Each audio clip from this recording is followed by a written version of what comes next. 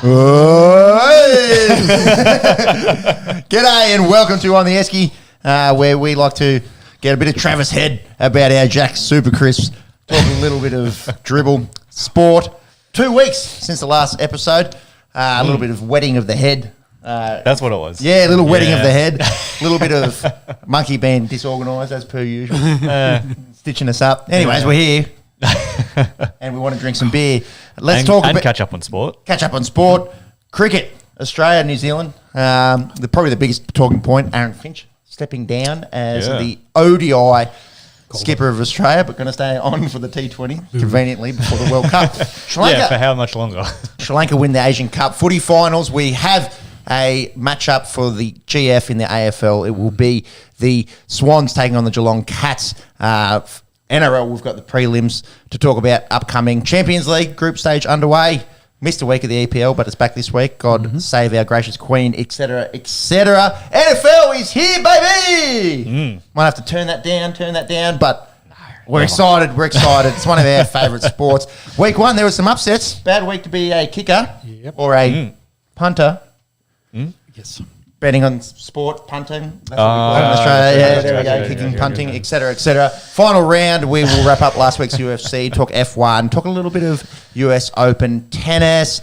You know the drill. If you're here, we have timestamps. You can skip to the sports that you like. Please consider a subscription on the YouTubes or a follow on the socials. We like to kick off the show by shouting a beer. Sean, you got a few shouts to get through. I'll throw it over to you, the man on my left. Who are you shouting a beer this week? Well, I started with a six-pack and I might have given off a few, but for me, a bit of motor racing to begin with. Shane Van Gisbergen, SVG, won the final races in New Zealand at Pinnock. They're knocking down the race course, but it was good to see the Kiwi there get the win and actually win the race weekend. The fans over there loved it, and there big crowd in there for the final. Will Power, another Australian. Fucking great name. Excellent name. Him and Scott McLaughlin were in the hunt for winning the championship in the IndyCar, but Will Powell did it. He finished second in that race on Monday, I believe. So he won the IndyCar championships this year, and it's 2015 was the last time, or 2014 was the last time he won it. Yeah. So about 8 years between drinks for him. Yeah, so 2 times for him. He's definitely getting a bit more senior over there. And cue dad jokes. Dad jokes. If you want to win the IndyCar, son, you just need a bit of willpower. Just et cetera, et cetera. You can use that one if you like at your next, Thanksgiving dinner, et cetera. Yes. And then finally, I wanted to shout out Trey Lance a beer. We've gone from porn star Jimmy to lap dance Lance here over for the 49ers. There's been video coming of him out after losing to the Bears that he went to a strip club, got a lap dance, etc. Overall, I think the fans loved it. The same thing. It's done wonders for the same thing that did for Zach Wilson. The fans loved they had to see the dog in Trey Lance as well. So shout a beer out to you as well, my friend. I guess if James Harden can pull up to a strip club every night and still get an MVP, I think he's all right. Never won an MVP, James Harden. I thought he did. Yeah, he won. James Harden win it? No, he did. No, that year at Houston, he did win it. Yeah, my apologies, he did. We're off to a good start here. Steph Gilmore will be my shout of beer. 8th world title in the chick surfing. Surpassing Lane Beachley, 2 Aussie greats of women's surfing. They were on 7. Steph gets 8, the girl from northern New South Wales. Arguably, well, on paper, you'd have to say, the GOAT of women's surfing. And she's not that old. I think she's 32. So maybe still has a few more in her. I'll just double check. 34. So Beachley was winning them in her late 30s. So who knows if Steph could go for maybe 9 or 10, really cement herself as the GOAT of ladies surfing. Enjoy your beer, courtesy of Peppy on the Esky, Steph. That's it. Yeah, Monks, another GOAT. Another arguable GOAT. Yeah. I guess we'll call them world titles, Grand Slams to his name. I think they call Grand Slams. They're Grand Slams. I was trying to tie in the world titles to Grand Slams, but whatever. Did he win? What do they call the 4 slams in a year? No, I don't think any tennis player's done it in recent memory / ever, perhaps. He came close in 2004. Yeah, in 2004 he won the Australian Open, Wimbledon, and US. Yeah, I wonder who lost the French Open to. Yeah, that might have been 04. Might have been pre-Nadal. Possibly. It might have been like Nadal's first one. Yeah, maybe. Anyway, I have to have a look at Semantics. that. But I mean, I haven't mentioned the guy's name yet. Roger Federer. No, Jack Chopper. That's it. No, Roger Federer came out this week announcing his retirement. I suppose we probably saw the writing on the wall over the last couple of months. Yeah, not showing up to the Aus Open, missing out some of those other ones. But yeah, ends his storied career at a record of 1,251 wins, 275 losses, 20 Grand Slams, and was world number one for 230 odd consecutive weeks. 237 to be exact. Yep. What's that? Quick maths years. That's like 3.5. Four and a bit. Yeah, 4.5. 4.5. Quick maths. Quick maths. Quick maths. That's not so quick here No. on the Esky. That's it. Yeah. Unbelievable career, and maybe the most genuine. Yeah, well, compared to Genuinely Djokovic. liked. Genuinely liked. Well, him and Nadal. I suppose. Yeah. I think Novak maybe had that a few years ago. You know, and then kind of the last few years maybe slipped out of the public's favour. Yeah, But Novak to Novak. you don't hear many people talk ill of Roger Federer. A few people genuinely No, upset definitely this week about him retiring as well. But Yeah. you know, all good things must come to an end. Well, a bit of a change in the guard there. That's it. In the top of Definitely. tennis. So. Oh yeah. Him, Serena Williams. Who took number one? Because there's a new number one after the US Open. Alcaraz, I think he won I imagine he's the number one ranked. 19, changing of the guard. When we talk about Nadal, and surely his retirement is imminent in the coming years. Maybe one great Spaniard passing on the baton to another one. Yeah. Yeah. Did he get the number one ranking as well? Yep, I think he's number. Yeah, it looks like he's number one. 19. Yeah, youngest ever number one. There you go. 19 and 4 months. Yeah, Pretty crazy. yeah. But Make you feel like you've accomplished jack shit with your life as a 32-year-old here sitting on the Esky. He doesn't have a podcast. Does he? He doesn't have a podcast pushing 190,000 views on the interwebs, does he? That's it. No. Wouldn't trade places at all. That's it. No, but yeah, at the age of 41, calling 41, yeah, calling his career to an end. Yeah, I'm on the non-alcohols today, but yeah, I don't know. Lead up to a wedding, is that the thinking there a little bit? Alkless, shout out to the Alkless Capital Brewing. I thought he'd probably need to practice more leading up to his wedding. I had a lot of practice on my bucks party. True. That's fair. No, but yeah, I mean, back to Roger Federer. I think Sean, you said that he's got twin boys and twin girls. Correct. So if they follow up in their father's footsteps, they could dominate every single level and category of tennis. Singles, potentially. doubles, mixed doubles. Across both men's and women's games. Yeah. Impressive. Yeah. Twins Basil. Twins Basil. Shout out Mike Myers. That's it.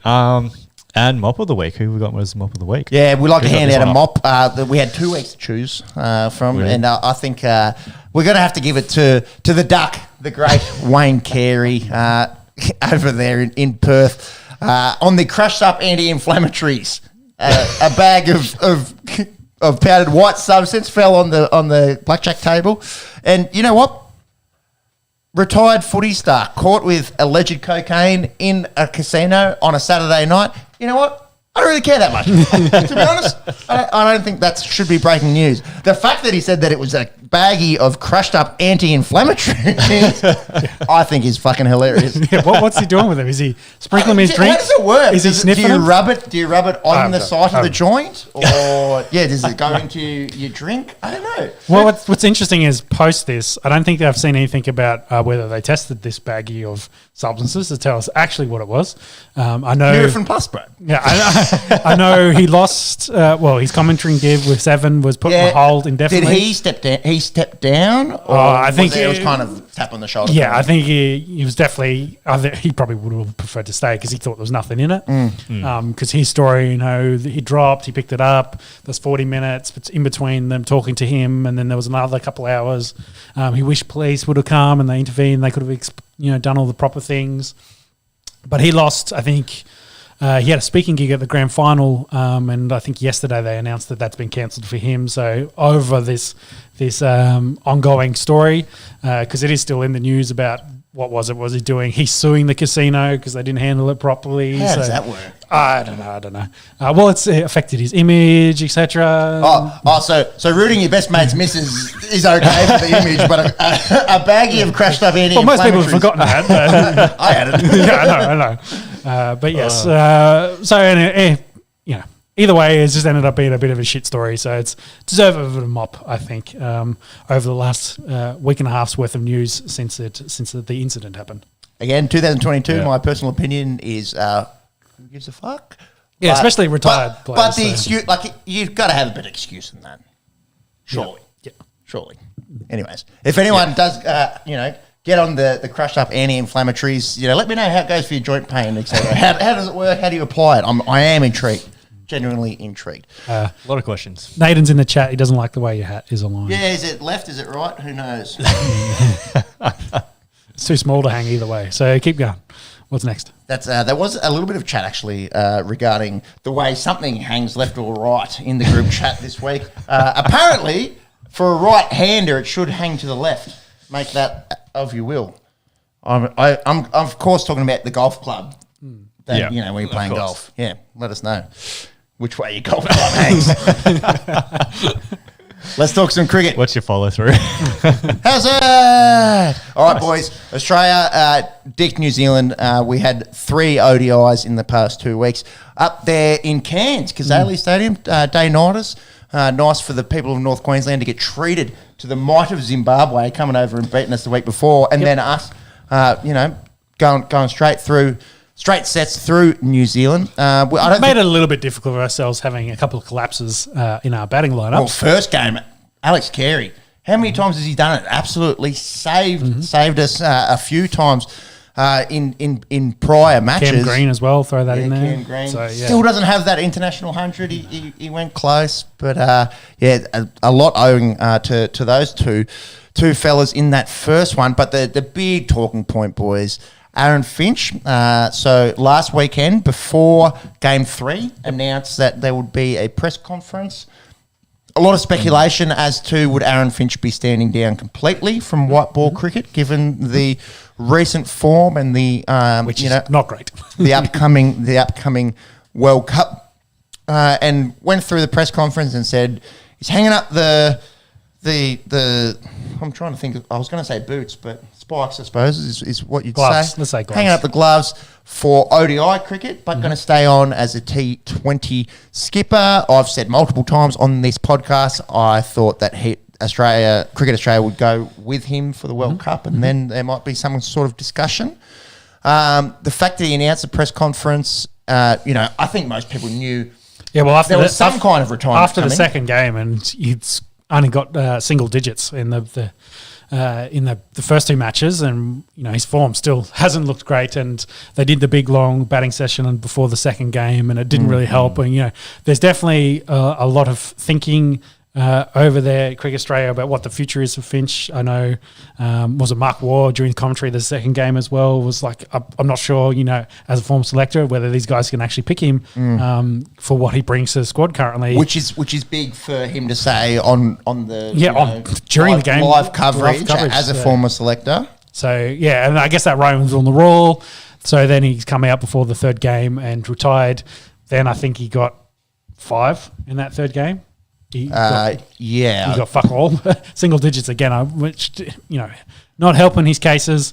It's not helping, I guess, the Australian batting lineup because they very much fold after that point as well. Well, they've been very reliant on Warner because all this Finch kind of chat, Marnus hasn't been great in the 50-over format recently, and luckily Smudge got a ton because he hadn't really been up to his high standard of batting recently. Yeah, exactly.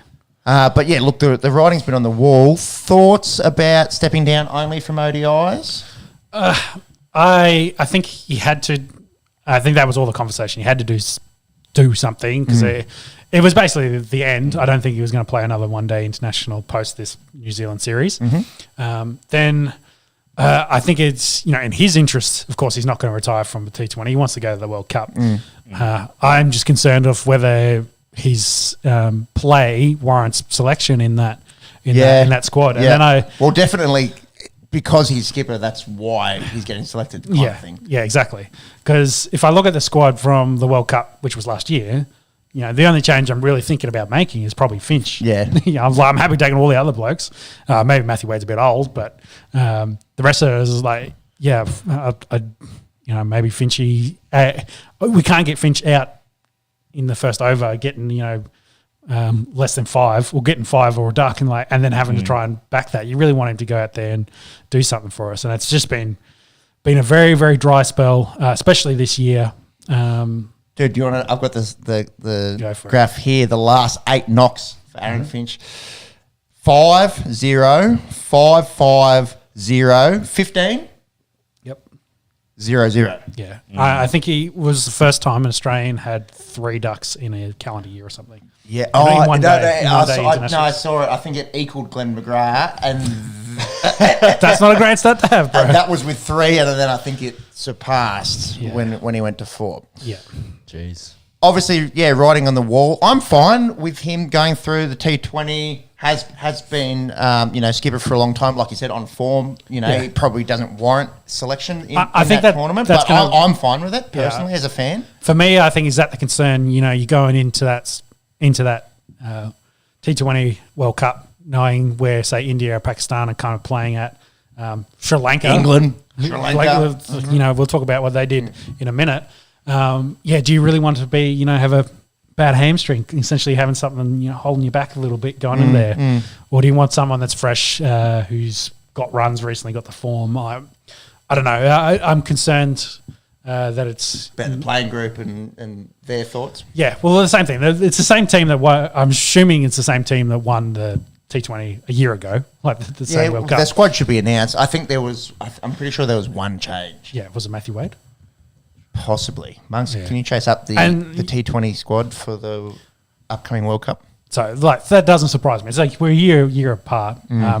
It's just whether Finch has hit the wall and it's gone off a cliff, essentially. Yeah.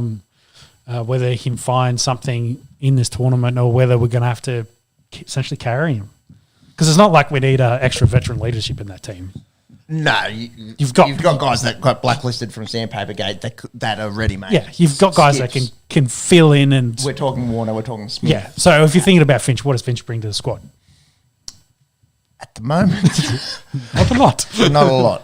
That said, an excellent white ball career. At one point in time, one of the most devastating opening bats. Made the decade team for a good reason. Made the T20 World decade team. I think the second most T20 runs for an Australian. An unbelievable career. There was a little bit on KO on him as well. Yep. With his mum and dad. I think from Coolac down there in rural Victoria, and a little bit about the old man driving him into Geelong Cricket Club and the rest of it. It great viewing, and you don't want to deter from such an outstanding white ball career that he had. Also got to play a few tests, so we'll go down as an Australian Test cricketer. But sometimes it's just time, isn't it? Yeah. Well, that maybe is the worrying thing. You don't want to go into the World Cup and then be considered the reason we lost. Yeah, like you end your career essentially of we might have done better in the World Cup if we hadn't picked you. And I guess it's on Finch. Like he's just like, can I give something to this cricket team? What can I give to them? Monks has got that squad there. Aaron Finch will go in as skipper. Ashton Agar, Pat Cummins, Tim David comes in. Yep. So he wasn't in that squad last year.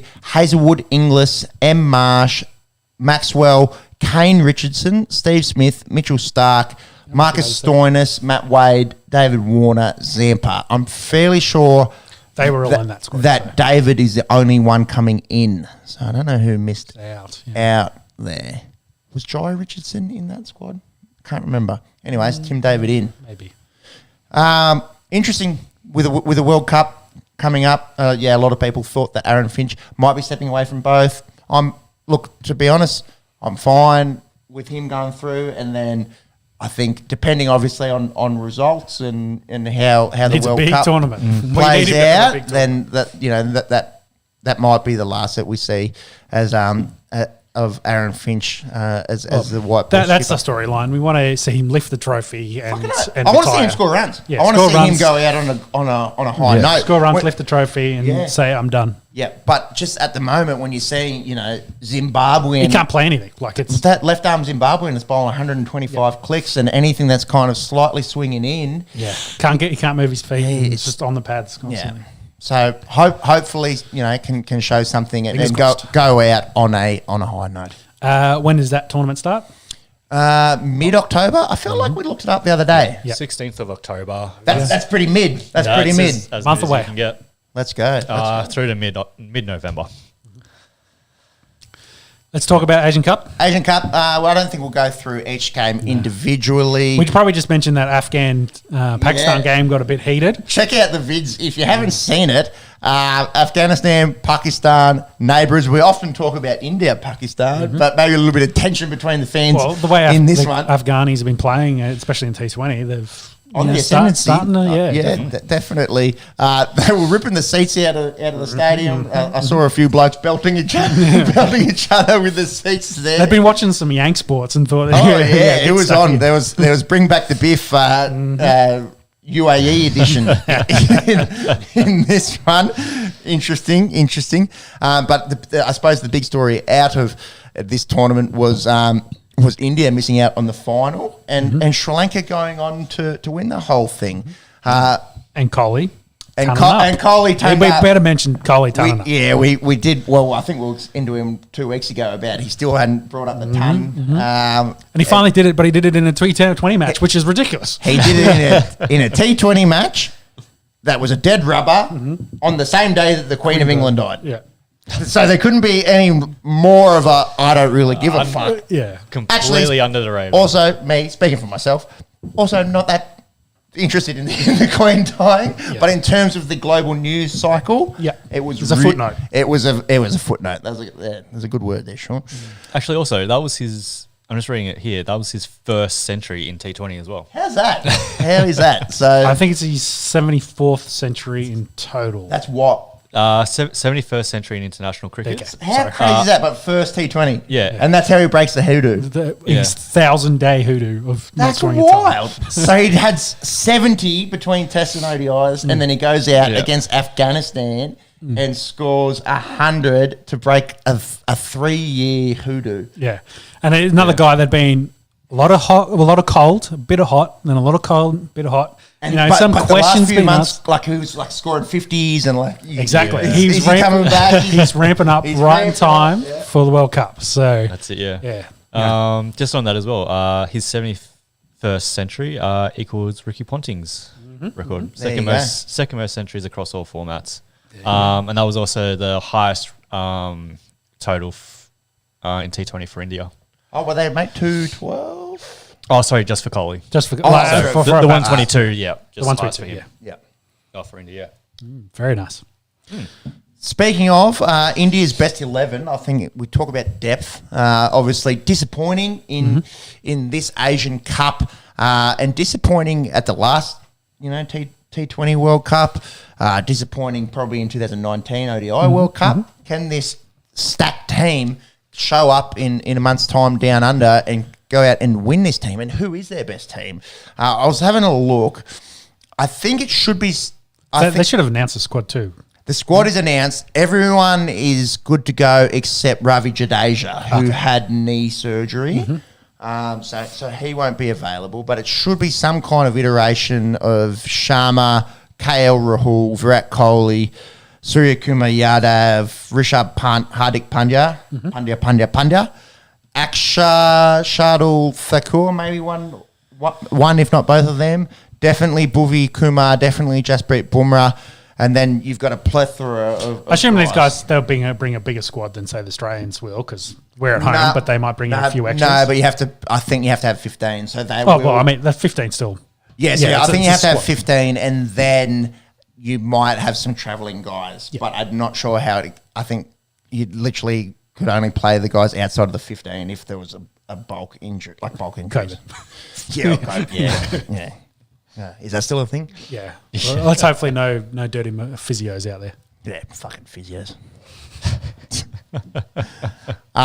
But yeah, it starts in a month. So let's finish. Sri Lanka wins the Asian Cup. Kind of sending a warning shot to everyone that they're coming for the T20 World Cup. They have been historically very good at white ball cricket. Yeah. Won the ODI World Cup in the 90s against Australia, and sort of probably been going through a little bit of a downturn, recently. They play a final? Did they lose to us in a final? They beat us in the 96 World Cup. In the last decade. I think they've won a T20 World Cup. Yeah. I'm sure they've won something recently in the last decade. Anyway, James will figure that out. But I think the main point is, kind of going through a very hotly contested Asian Cup with big name squads in that. So we should win it leading in from a month from the World Cup is good form to be in. Fucking oath. And Hasaranga, he absolutely tears through people in Asia. His influence down here on different decks, that might be interesting. Great question. That might be interesting. Do you think we'll get probably more flat and bouncy desks here? We'll get what we always get, I'd say. Yeah, it might suit a little bit more of the style that Australia plays, but South Africa and England will I think, and New Zealand will be interested in the way the decks play down here. How's the World Cup working? Is it in a hub within a city, or is it spread out? Different cities. It's East Coast, isn't it? I think Adelaide and Perth get games as well.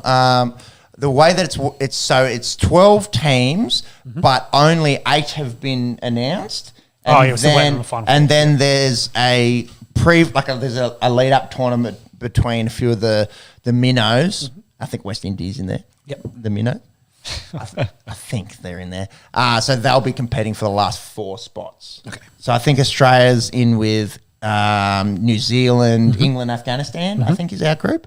And then there's 2 of the smaller nations that'll have to battle it out to get into that. And then there's 2 groups of 6. You play everyone once. That gives you your 2 group titles and then straight into semi-final, final. Okay.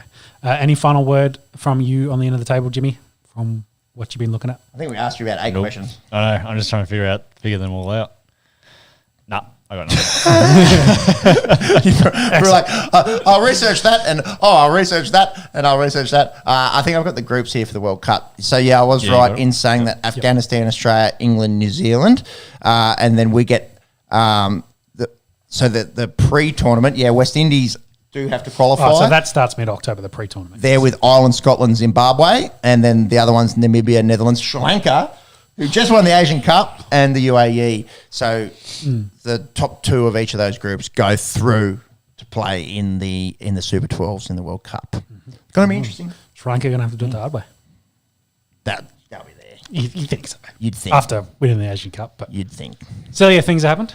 Indeed. Summer of cricket. Let's go. Finchy, I hope he makes some runs. That's my... Fingers crossed from the Esky. Yeah. From the Esky boys. All right, boys, let's talk Aussie footy. Let's talk AFL first, maybe. Yeah, might as well. Let's go footy first. We've got a grand final. We'll talk about the games in just a second. Let's cover a little bit of news. And probably the first pertinent point was this massive TV deal between Seven and Fox and the AFL, Sean. Yeah, well, the numbers, the $3.85 billion over 7 years. $1 billion. Yeah, it was massive joint venture between Seven and Fox. I think the big story was Nine, Channel Win, throwing in $500 million a year for a 5-year deal. So I think it ended up being a 2.5. A measly $2.5 billion. Yeah, but still over 5 years, $500 million. That's a huge number, which was about... It's more than they pay for the league, isn't it? Yeah, about $260 million more. So yeah, I was going to say you'd hope it's more than what they're paying for. So it kind of shows, I guess, where the TV think the Premier League is at the moment in this country, and I guess we've been following the growth of AFL, and they're kind of rising to dominance. Large portions of the country, especially now that mass media, especially something Channel Win, which has been home of rugby league for a very long time, is offered almost double to potentially poach AFL to their channel. Are we talking Win or Nine? Same thing. So it's are they? yeah. So it's Channel 9, but it's the Win Network, I Win believe. Network, okay. Covers a lot of it, and they own Stan, etc. So yeah, which is probably a good thing because we don't want to see AFL on Stan go the way of Rugby. Yeah. Well, should we slot in the Esky rugby minute now? No. We'll talk about Bledisloe. We'll do it after the rugby league. Okay, all right. Yeah, Where it belongs. Yeah, in the who the fuck is this guy category. Who the fuck is this guy? No, I put that in the NFL this week. Okay. All right. So I think that was a big, interesting talking point that, the rugby league's got a big, long deal for, $1 billion, billion and a bit dollars. I think it's 1.8 for them. And then, they've turned around and Easy AFL. wants to try to roll out the carpet and kind of force Seven to up their deal. So it ended up being very good for the AFL. And with their CEO on the way out, retiring, I think it's a good job done. He gets this massive media deal as he's leaving. Gillan McLaughlin, they haven't announced who the next CEO is going to be, have they? Because I'm pretty sure McLaughlin stands down. After the grand final, or is it the end of the calendar year? End of the season officially. So next week, I suppose. Yeah, I assume so. And I'm not sure if they had a successor already in plans. We'll let James figure that out. Do you want to do some player news? Yeah, just briefly, Callum Mills signed a 6-year extension for the Sydney Swans, who will be playing in a GF next Saturday. Keep that young core. I think it's a good idea. Unbelievable that they've made a grand final, considering really how young that team is, with a few old heads in the likes of a Luke Harper. I think we'll get to the comparison between the two teams, because I think it's very interesting with their opponents probably being heavy one way. It's nearly polar opposites, isn't it? Whereas they're very young with a couple of those veterans in there sprinkled in to help see them over the edge. And the other bit of talking point, Dusty Watch, we've been talking about it for half a season. Yep. Is this pen? This isn't pen to paper. This is kind of rumor mills. I believe he's come out and announced that he's staying. I think that was what happened before the finals. Well, after they lost to Brisbane, they confirmed he was going to stay at the club. And with that, I think there's following on news about potential trades happening. It's trade season at the moment, silly season. Everyone at the Dockers wants to leave and go elsewhere. Rioli wants to. That's not how you say it now. He's got it. It's announced differently, isn't it? Rioli. Junior. Rioli. Yeah, it's the first name. Yeah, but it's announced a different pronunciation now than how it has been past. Oh, anyway, is it? He's Papalili situation. Rioli. Yeah, I don't know. But either way, he's going to, wants to go to Port Adelaide. There's a few that want to go to Port Adelaide. A few Dockers want to move as well, go back to Melbourne. I can't remember. There's one that wants to get to Richmond, and that was because Dusty was staying. That was the news. But the trade news is happening. Nothing happened, but all the rumours are kicking off. Quick Google search, and all I can see is a poor look on Dusty Grope and blah, blah, blah, blah. It was 6 years ago. Old news. Get over it.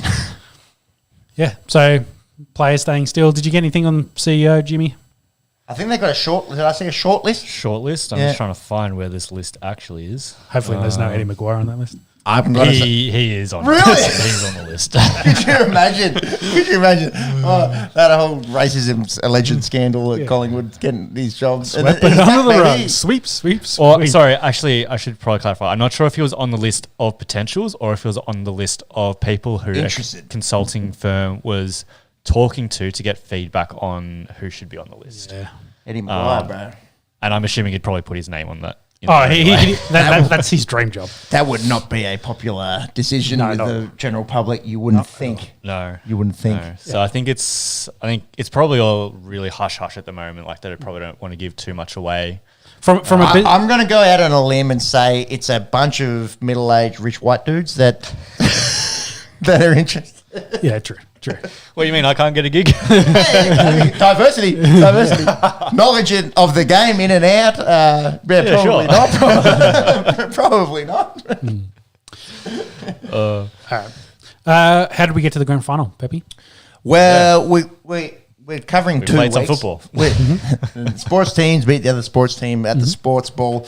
Briefly, the Lions went down to Melbourne and won at the MCG for the first time in ages last week. 2015, I think was the last. That's a fucking nuts stats in itself, isn't it? 7 years. Haven't won in the and G they in go 7 down, years. go down and beat the defending premiers in a semi-final. A huge football game. Great game last Friday, and the Pies at home against the Dockers got the job done. But let's talk more about this week. Yep, the prelims. Yep. The prelims. Friday night, Sean, you were kind of jumping in between. Yes. Your Raiders getting flogged and the Lions getting flogged. Yeah. It wasn't great viewing, was it? Not at all. Geelong way too good. Yeah. Credit to the boys, etc. That list, stars top to bottom. Yep. Yeah, and well, I'd been a Judas all final series, thinking, I don't think they can win big games. Trying to put the curse on. Well, that we on the did Cats. the reverse Esky curse, didn't we? On that semi-final, Yeah. we all said Melbourne going to be way too strong. True. Kiss of death. See ya. But then As expected, so yeah. hard. Do you think the week off maybe played into the older Cats' hands? Well, it's exactly what they needed. We kind of talked about that. That's if they had any niggles, it's a perfect time to clear them all out. They had plenty of time to prepare, work on their stuff, and we've been talking about Brisbane still missed something. I think Fagan's been at the forefront of a lot of the media chat recently that maybe he's not the dude for them to push him over the edge. Unwarranted, I think. I think it's a list. It's probably missing something. I think Josh Dunkley's been conversations for them as well. That'd help. If Josh Dunkley plays in this game, are they going to overcome a 70-point deficit? I think they had enough big talls to play up front. Like they just miss something. So the X we've been talking about, whether they, in that game against the D's, they found, something in Jared at the time, in Jared Berry, to then play a really good role, which then helped them in that game. Or completely shut down Clayton Oliver. Yeah, but they need to find something like that consistently. And I'm not saying it's going to be Berry going forward, but they need that kind of game-changing player or thing that they can rely on to win big games on a more regular basis, which is what I think they miss. Yeah. They got Batman Lockie Neal. They need his Robin. McLuggage. Yeah, but whether that's McLuggage is his own star in his own right, I don't know. They missed something. We've been talking about it all year. They just lack the thing that pushed them over the edge. And we'll have to see what that is. Whether they can get some missing, one or two talent. Like adding Joe Donohoe has, I think, pushed them forward than they were like a year ago. He got pretty well shut down in this game. That's also Where do they need the talent? I don't know.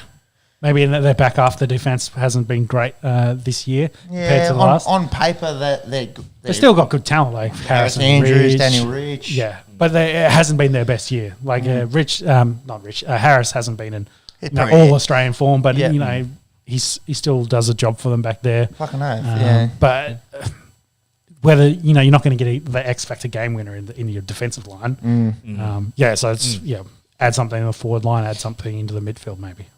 You have to add a bit to overcome this Geelong team. They look red hot. Yeah, well, even they did a job against the D's, but the D's have got that team going forward, so you're going to have to play them again in the future season. Richmond seems like they're going to keep a lot of their big guys together and try to retool a little bit. But you mentioned Geelong's probably the big one. Pies are still going to be good. I think they're kind of looking at that squad going forward. So Geelong just seems a class above everyone else, and I imagine we'll talk odds in a sec for the GF. But I think they'll go in a shot. I think someone needs to go down and have a look at their books. It's like how are they getting this team? Sombreros. How are they getting this team under the salary cap? Like You reckon? You look at some of the guys on there sitting on the bench. It's all alleged at Geelong's lawyers. Yeah, exactly. Yeah, they probably got a different filing cabinet, a la the Melbourne Storm, but we'll have to see. This is all allegedly. But either way, so yes, Cats won very handily against the Lions, and then the Swans and Pies played last night in a red hot game with a great fight back at the end there to potentially steal the game late, but the Swans did enough to hold on with a 1-point victory over the Pies. there's been some ridiculous games of footy this year, and this might be Especially up there. in the final series. This might be up there with the most ridiculous. The Swans, notorious this year for getting out and kicking goals early on, multiple times that they've kicked 40+ points in the first quarter, and it looked like it was a bit of a bloodbath might have been on the cards from that first half. That young core, we spoke about Geelong and the old heads. And Sydney is essentially the polar opposite, with Rowbottom and Warner and Errol Goulden out there, and they're just kids. The whole list it's young, but it's all young and Buddy and Luke Kennedy before he retired. Kennedy, yeah. It looks like Josh probably going to miss out with his hamstring injuries. They tried running him this week at training, which is sad. It's sad, but I'm sure. But like you said, it's an interesting roster. They're super top heavy with a couple really old dudes, and then everyone is, coming out of diapers. Like 22 and then you got, I suppose, like the mid-20s. I think Heaney's probably mid-20s, maybe Papley's pushing mid-20s, Sam Reid probably, but mostly the 22 and under for the Swans is ridiculous. Had 5 in that 22 under 22. And as you mentioned, Geelong's like a retirement home. With pretty handy retirement home. I wouldn't mind going to that one when I'm an old fucking. Well, I think I saw the banner. 2022 was too old, too slow, too good. Yeah, and they're just watching some of Jeremy Cameron on the weekend. Just the amount of work he puts in getting up and down the field is just it's ridiculous. Fit as fuck. Didn't kick a bunch, but a true centre half forward that'll go. And pick up the ball from half back or from the midfield. Tom Hawkins very good. Tyson Stengel Hawkins was too good. Showing why he's an All-Australian, and Paddy Dangerfield. There's going to be so much talk in this lead up. Hasn't won a grand final just yet. How he's going to go? Probably deserves one. I think most people, maybe outside Adelaide Crows fans, would be wanting Patrick Dangerfield to win one at some stage. He was unreal. I think he had 28 and 2, I believe, for the Danger. Yep. I think the Swans are going to have their work cut out for them. Monks, have you got the odds there for the big one? I do. I imagine the Cats will start reasonably strong favourites come Saturday. I just want to see a good close GF. We haven't really seen one since 2018 in that West Coast win over Collingwood, which I think was 5 points. But we've seen Richmond destroy the Giants. We saw Melbourne really run over the Bulldogs last year.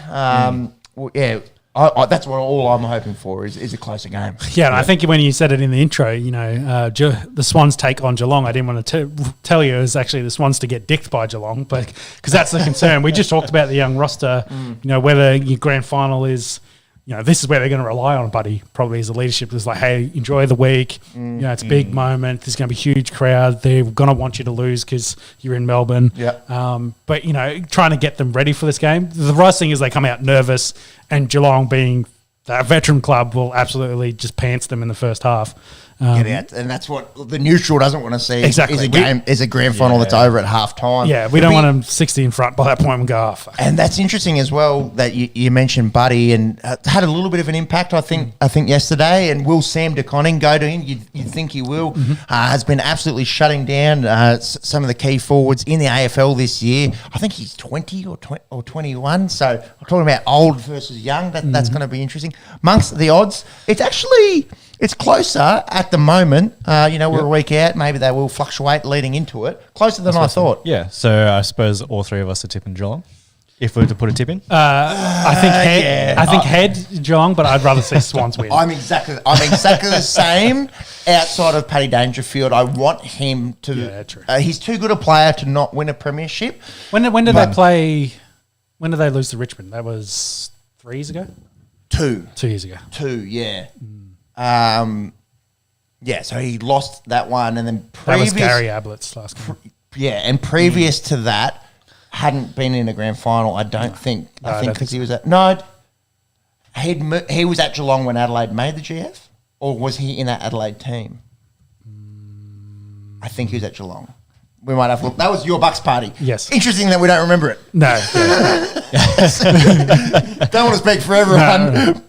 Possibly interesting that myself doesn't remember it. We'll let James sort out Paddy Dangerfield. More so than anyone. Yeah, I'm the same, Sean. I think Head says Geelong. I'd love to see this young Swans team go out and win it all. Buddy as well. Same thing, yeah. Do you think Buddy retires if we win it? You'd think so. You think so? That's a lot of speculation. Will he go around again next year? Who's going to throw cash at him? Is someone going to throw some money if you go out and win the whole thing? Does he have the desire to go out and do it again next year? There's a lot of storylines leading into this that will make for some great viewing and a great lead up this week. Definitely. Did you get an answer on Paddy before you do odds? Oh, jeez. Do the odds. Do the odds. I'll chase up Dangerfield in the 2000 and when did you get married? 2017. Yeah, 2017 yes. grand final. Yes, odds. So head to head, Geelong are favourites $1.59, Sydney $2.38. We have a line, so not the dicking that you think, Sean, of 9.5. Not much. Total game points, 164.5. And then Norm Smith, I think we've got Dangerfield as favourite at 650. Yeah. Go through. Fair. Oh, it's a bit of a jump. Add to Mills and Parker there at 9 and 950. Paddy was at Geelong, so he wasn't involved in that GF. No. I saw Charlie Cameron was in that game, though. Yeah, interesting. Mums, you think? What's Buddy? What's Buddy? He won't win the Norm Smith, but what's Buddy? 21s. 21s to win the Norm Smith. Oh, he might kick 5 and win it. Yeah, I don't say that's personal opinion. Looking forward to it, though. Really looking forward to it. Yeah. Upcoming Saturday. Great big teams. Brownlow tomorrow as well. Mm-hmm. Oh, geez, yeah. Well, you can get. How's this? You can get odds for the Brownlow because some fucking idiot didn't ruin it for everyone a few years ago and do insider gambling or whatever trading and. That's it. Lockie Neal? 3s, I think. 3s for Lockie Neal. Clayton Oliver's not too far behind, 370, and then we've got Cripps at 550. Come on, Paddy. Come on, Paddy. Out to Andrew Brayshaw, I should say, $8. Took Miller, 10. Petrarca, 13, and then a big jump. So, big drop off there's a big 6 there, I suppose, for tomorrow night. Yep. Footy's night of nights, baby. Pressure point. Pressure point. Pressure point.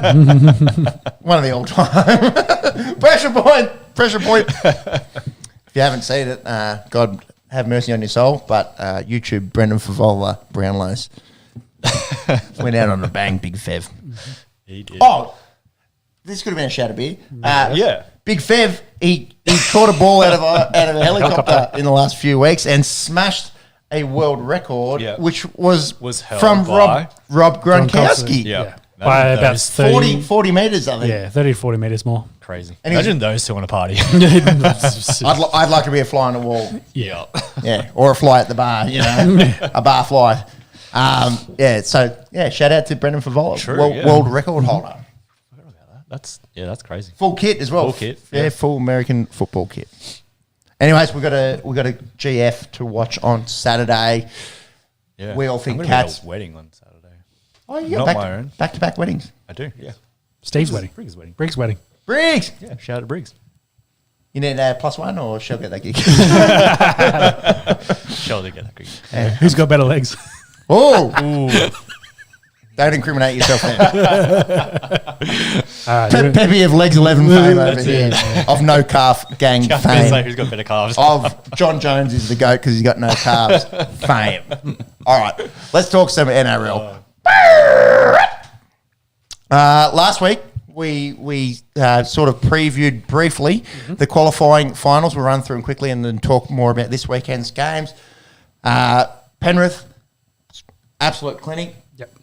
Way too good for Parramatta. Nathan Cleary, first game back after 5 weeks of suspension. A lot of people were thinking, is he going to be able to do it after 5 weeks? Yeah, he was great in that one. Brian double. Taylor May, boys. He got the 2-week suspension, but it's like a suspended sentence, if you will. Yeah. absolute bullshit or no conviction, play on? I think if you're suspending someone, you're suspending them for his next games. I think that's how every other suspension in the history of rugby league suspensions has been handed out. And I think Peter V'landers' take on, it was for the fans so he could play finals footy, was a bit rich. But unfortunately if it's for the fans, no one should ever get suspended. Exactly.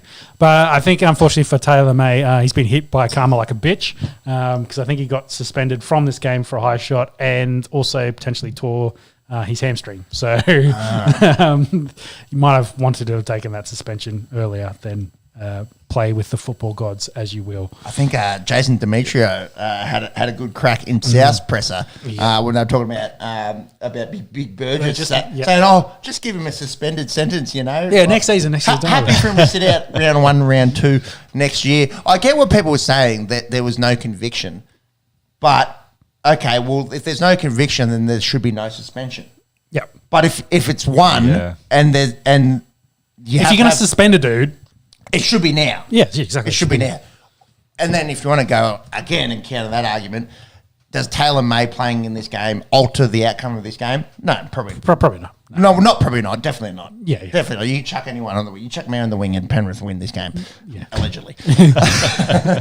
But yeah, it was unusual. It was very rugby league. Oh, definitely. It was very rugby especially league. leading into their final series. It was like you want them to be talking about the games, less about how you've been something stupid like your rugby league every week. So. Yeah, it was dumb. Anyway. It was dumb. Anyways, Penrith masterclass. We'll talk about next week in a second, but I think they're $1.80 to win the whole shebang. They look very good. It's theirs to lose, that's for sure. Boys, the Raiders went down to Melbourne and won, I think, 5th game in a row at Amy Park. It was Jerome Hughes coming back. Yep.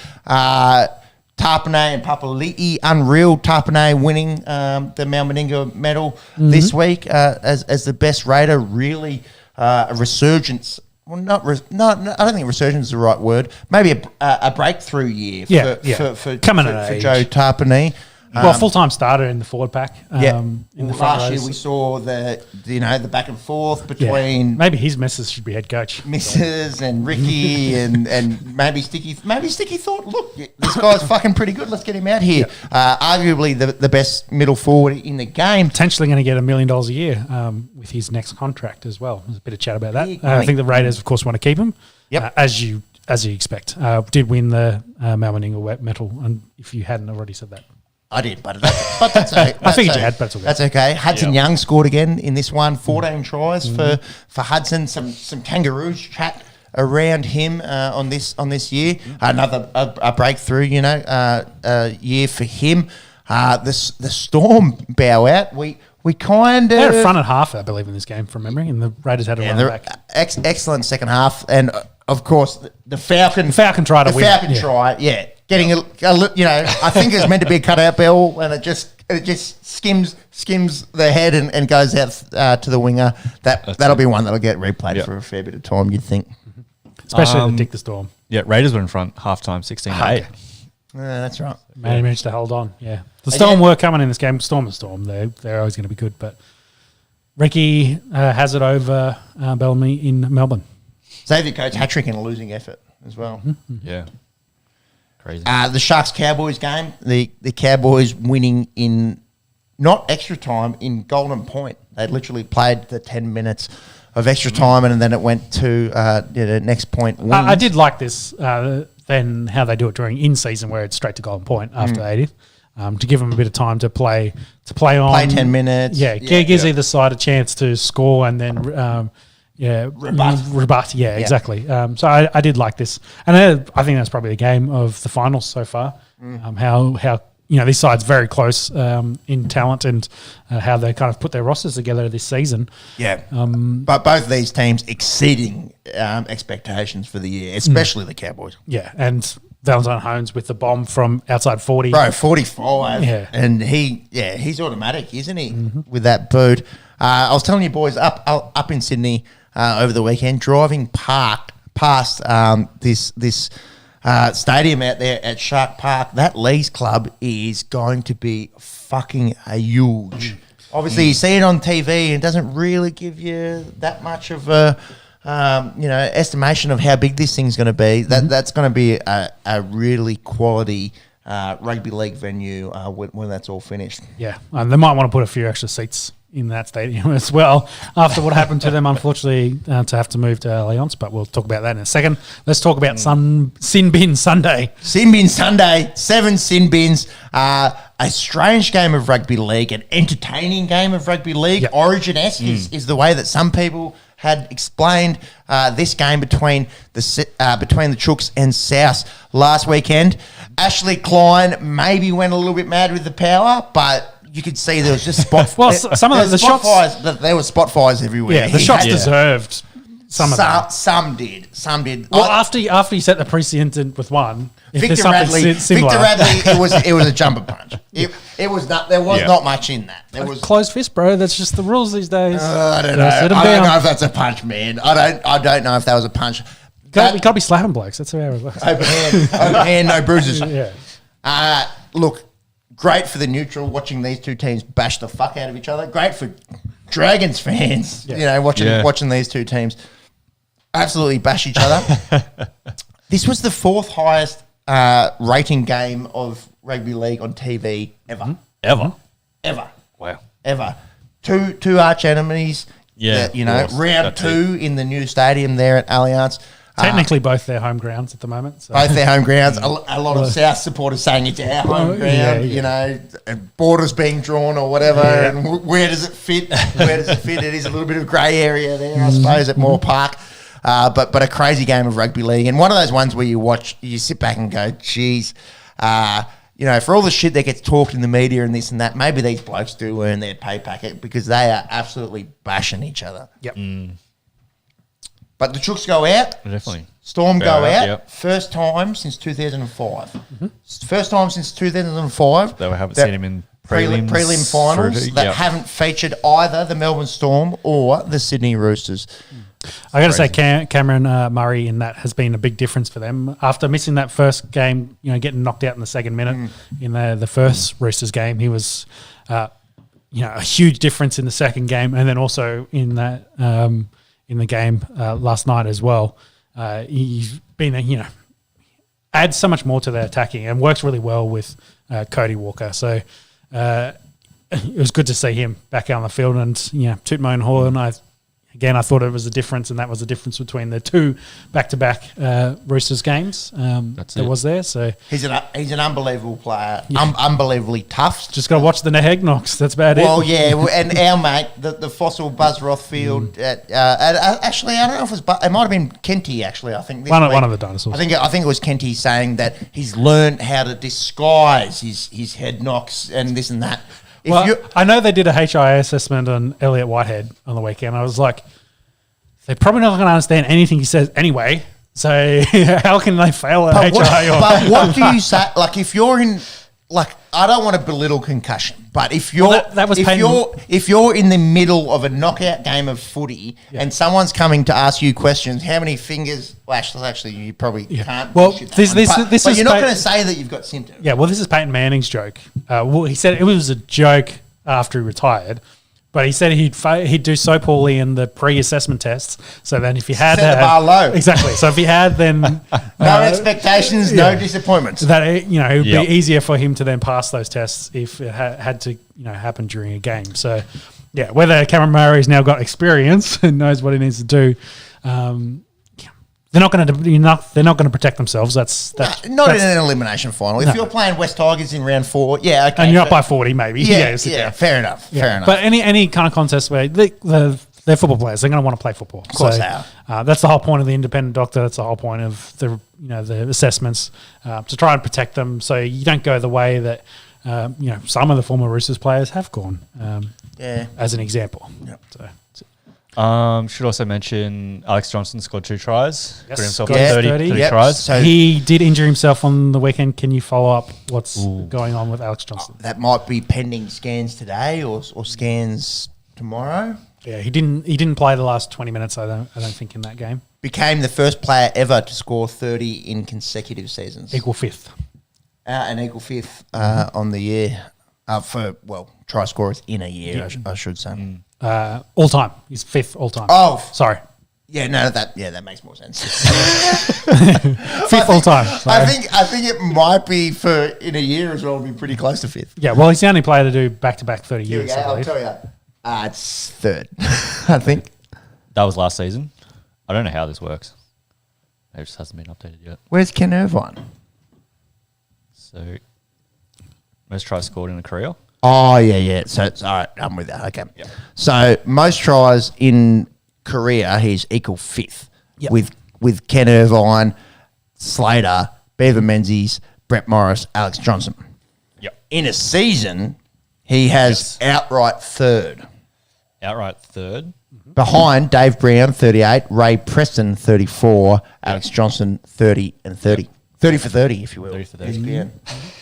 Yeah, he'll probably. Where's the doc? Where's the doco? Hopefully he's healthy because they definitely run a lot of their attack down his side because he's the perfect finisher for them. So, yeah, we'll see if we can get an answer there. So, in the semi-finals games, we had the Eels dicking the Raiders, as we mentioned a little bit earlier. The Eels, Smoke show. too good. Yeah, way Too talented. And, Ricky's chat, we talked about this over lunch, about, we would have been a top four side if we hadn't had the injuries to start the year. You played a top four side and they put 40 on you, made it look easy. So I don't think so. And if we're going to go say shoulda, woulda, coulda, I think the most injured team in the league this year was the Melbourne Storm. Yeah. Yes. Absolute clinic from Parramatta out there at CommBank Stadium. A few Raiders fans going up to Hume this weekend to go check out the scenes there, but Para way too good. Yeah. Gutho's looking very good.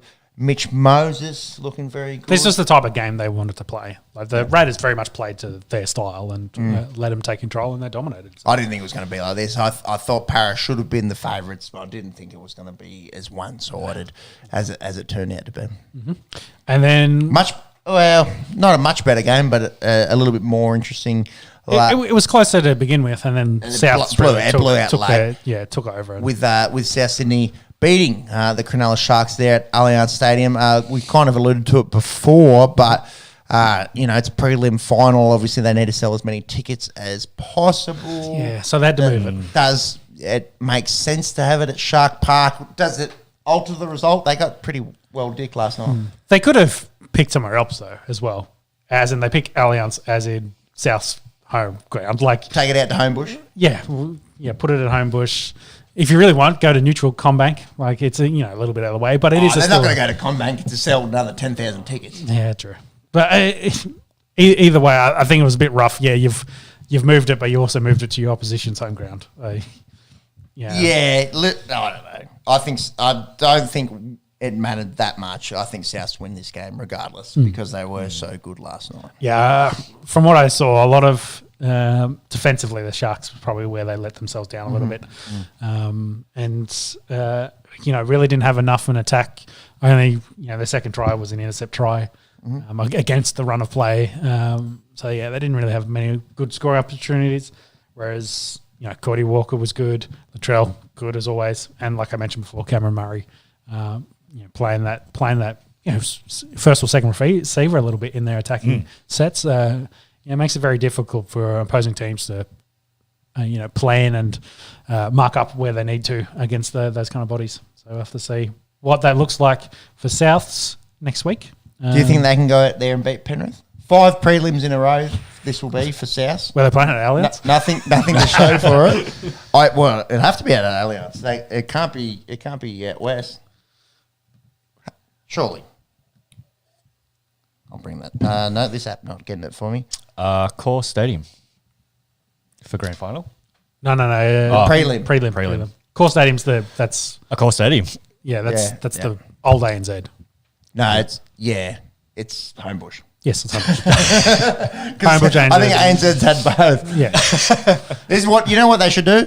I'm sorry, all you fake fuck. Like, I don't know what a core is. Do you know? I know what Allianz is. Do you know there's a core stadium in America and in Europe as well? They can fuck off. They're playing in Europe. This is Homebush. Yeah, which one? Are we going to the US? Yeah, true. And that's the Sydney Football Stadium, and that's it. Yeah, it's Homebush. No more. Yeah. Anyways, where were we? Can South go out and beat them? I think they can. They'll have to play very well. We haven't got an answer yet because that was grand final. Where are they playing this semi-final game, James? Homebush. Is it Homebush? Oh, yeah, I guess neutral. Neutral-ish. Seats. But Seats. yeah, That's yeah, fine. well, Yeah. yeah. Will they get 80,000 in there? Yeah, maybe. They'll go close. Yeah, but it'll be. Minus 40. You'd think so. I still think Penrith are too good for them. I think so too. But I can sniff blood in the water. Yeah, the main difference is probably there's no Latrell in Penrith's team. A guy that can put a game on his Like- fucking shoulders. and- Well, we're like a complete X factor that's just so unpredictable. You don't know. It's much it more could be- structured. It's much more. Here's Nathan Cleary. Here's Jerome Yeah, Luai. like they're a super talented team across the entire board, but they just There's no X factor. yeah, that guy's probably Nathan Cleary, but he's also not going to do what Latrell does, Yeah. which is he might fend three blokes, hurdle someone else, do a backflip in to score a try. Like you can't expect the unexpected with Latrell, and that could be the big difference. And then you missed tell the opposing fans to go fuck themselves. Yeah, like, stop ruining me. Yeah, after that. Yeah. I can see where you're coming from. There's probably no one footballer on that Penrith team that's as multifaceted. Difference maker as what Latrell could be. Attacking, dangerous kind of player that Latrell can be. But I think Penrith's just too classy a football team. Agree.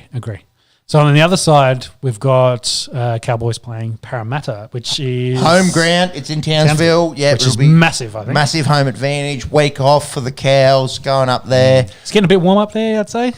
Yeah, it'd be getting there. Might play into the Cows' advantage. Although I think Para have got a very good record when they play those home games that are in Darwin. I think they've got a very good record when they do that. Does the week off play into it? It was kind of a bit of a training run on Friday night for Para. Does that play into it? This one is going to be interesting. I think this is a much closer football game. Yeah. And I do like the Cows I don't at know. home. Yeah, I don't know if it's closer, but I think it's harder to predict. Yeah, well, If that makes sense. Yeah, I think to me it feels like that game against Cowboys and Sharks. That's what I think. You take the Sharks out, put the Eels in, you're going to get similar sorts of results for a match. Yep. So I think it'll be a close football game, close scoring. Sorry, but it'll be maybe high scoring. But Cows at home in that kind of situation, I can't go past. So I'll pick the Cows.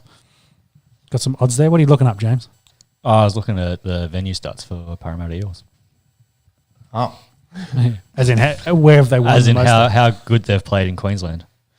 there's every venue they've ever played at. It's hard.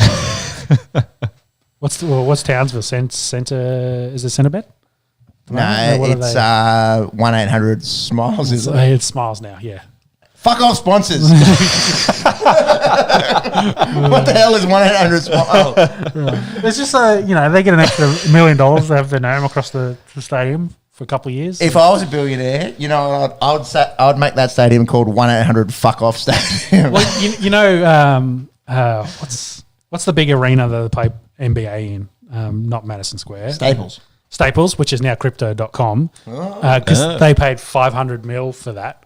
But So what are you saying? We pay 500 mils to name a stadium? yeah, well, that's per year. We might need more than two people listening to Yes, but they also are reneging on that deal because they don't have any money anymore. They crashed. Yeah, Of course. because crypto crashes, etc. Buy the dip, bro. Buy the dip. Another reason why you don't name stadiums on sponsors. 1-800 Buy the Fucking Dip work. Stadium. Monks, are you getting some odds for us or looking up Parramatta's results at Lidcombe Oval from 1962? So I'm feeling a Penrith Cowboys final. That's what I want to say. Both favourites get through. I think there's an upset in the air. I'm not willing to put my nuts on the line. You're just dismissing the Cowboys too much. Yeah. Yeah, I don't The know. dark horse. Let's go. Ride them home. Yeah. I'll go the Cowboys. So we're talking Cowboys Eels or Cowboys? Both. Cowboys Eels. We need both, I think. All right, we'll go. All right, At we'll go. 1-800 Nuts on the Table Stadium. Yeah. All right, Cowboys Eels. Cowboys are the favourites. $1.71. Eels are out at $2.15. We have a line of even closer at 2.5 and total match points of 42.5. Overs, bro. I reckon smash your overs there. You look at Over you look- totals. Yeah, you look at the way that the Cowboys have been able to score. You look at the way Parramatta scored with ease against the Raiders. I don't mind the overs there, but What were the Penrith South odds again? Penrith strong favourites. Oh, okay. Haven't said them yet. Oh, go. Back to the future, mate. Penrith are favourites, $1.37. Rabbits are out at $3.10 at the moment. We have a line of Bit of value there. Value, yeah. If you want to get on the Value? upset city. Of those, On yeah, the that's upset. the value one. Like Souths are a good. It's Well, the grand final last year was 16-12. yeah. These It's a grand final rematch. Like these guys will be very competitive against each other. So yeah, $3. It's not bad. Who do we want to win? So none of us. No one from Sydney Cowboys. No, Queensland, fair. We're kind of talking about this at lunch. I like the way Penrith play their footy, but they won last year. I would have liked to see the I'm a Sharks. Dragons fan, so fuck South Sydney Yeah, with right. respect. Yeah. I don't know about the Cowboys. It's in New South Yeah, Wales. I don't want- Welshman, and then Parramatta to break the drought. Yeah. 1986, I think it's the longest active drought in the NRL. Obviously, taking out the Gold Coast Titans and the Warriors, who have never won a premiership, and then taking out you can include the merger clubs because they've won more recently than Parramatta. I think it's the longest active drought, 1986 for Para fans, but they just grind my gears sometimes. Para fans. So I don't know who I'm going for here. Yeah, I'm not a huge fan of Para, Souths, Penrith for a lot of the reasons you said before. So that kind of leads me to Cows. I would have liked to see The dark horse aspect of it as well. The fact that before the season started, none of us thought these. don't even make the 8. So. Well, forget about the 8. None of us thought they'd be not bottom 4. Well, I think I saw before. I saw the picture they did for your NRL commentators, so Lockyer, Johns, Fitler, etc.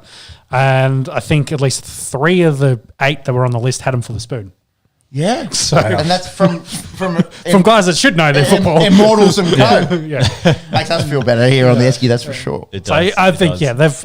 they've Chad Townsend probably by the year. Oh, I think so. With, Tom Nico Hines. Dearden has been unbelievable. Yeah, they fit perfectly. Val together. Holmes. They found so many good forwards as well. Like Ruben Cotter, like you asked me Tom a year ago. Tom Gilbert as well. And Who then the fuck is this guy? Nanai, 19-year-old going out there and should play Kangaroos footy as a 19-year-old. Yeah.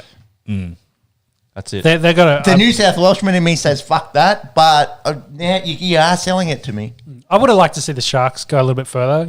Sharks without Paul Gallen are a much nicer football team for me. But Sharks are in cool. Either Picking way. up Nico Hines as well this year. Yeah. is- yeah, I like Nico Hines. Good turnaround. That's another reason why I really like that club now. Another potential buy of the year conversation, but unfortunately they're no longer in it. No, yeah.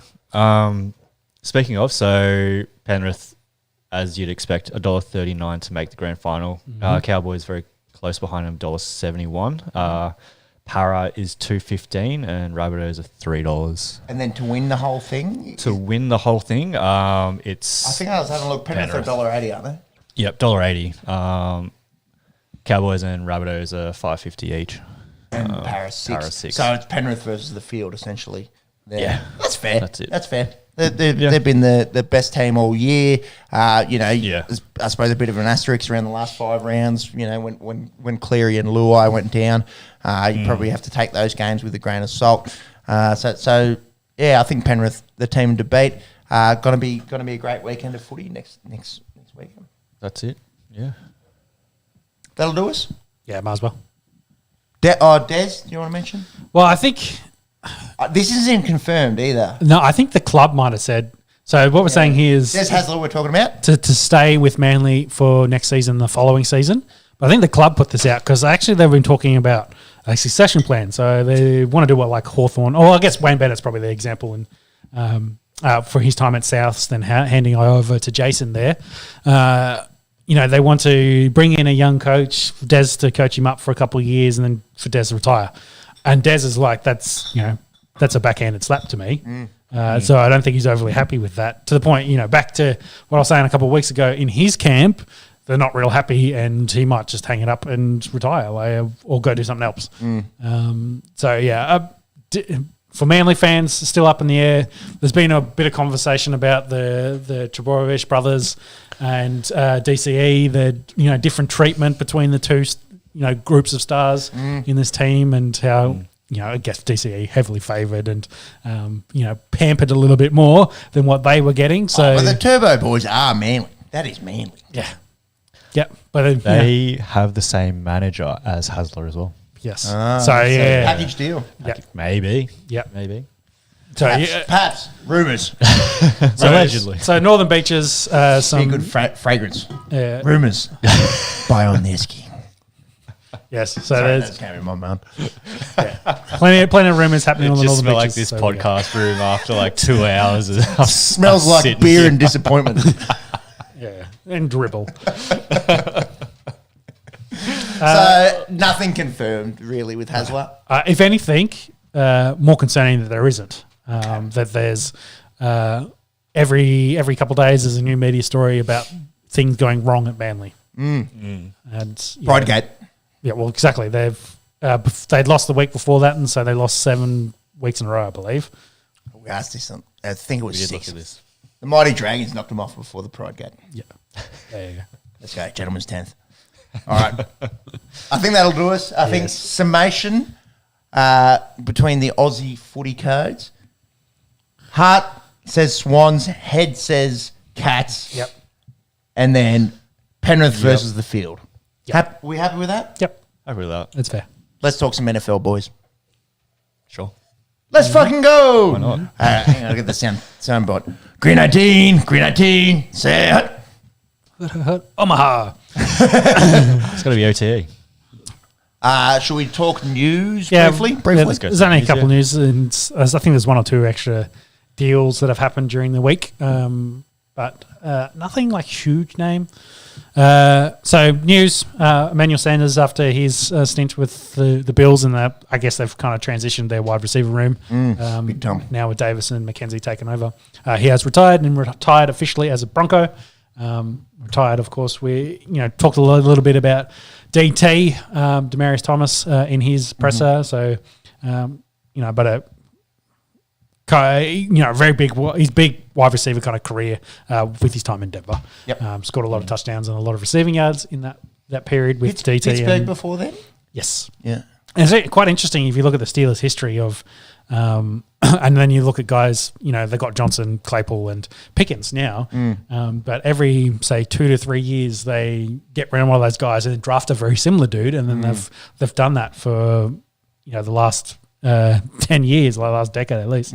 So AP's in that list. So I think it went Sanders, AP, to now Johnson. Then you got Claypool and Pickens we're talking about.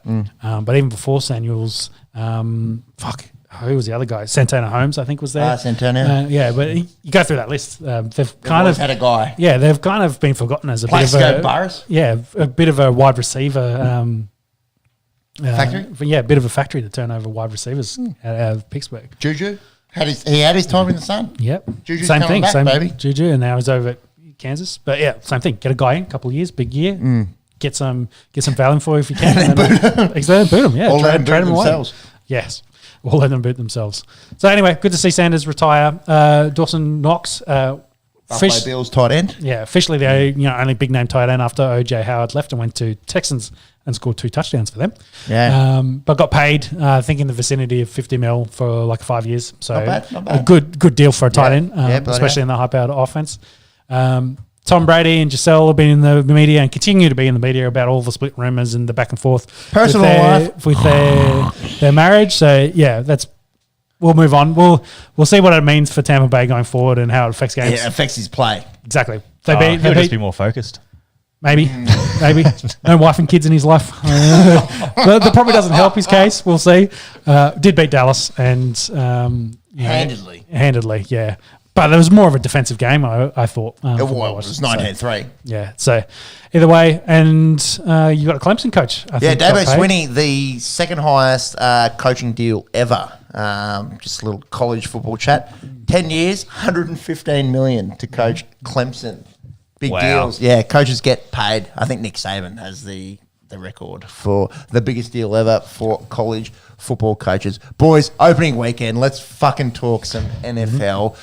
Upsets galore. Yep. I'm in a Survivor league. You know, Were in a Survivor. I was in a Survivor league. Oh, still is just sitting on the sideline. Yeah. So upsets galore. Tried to allude to it at the top of the pod. Nightmare for punters. Nightmare for kickers. I wouldn't mind these fucking.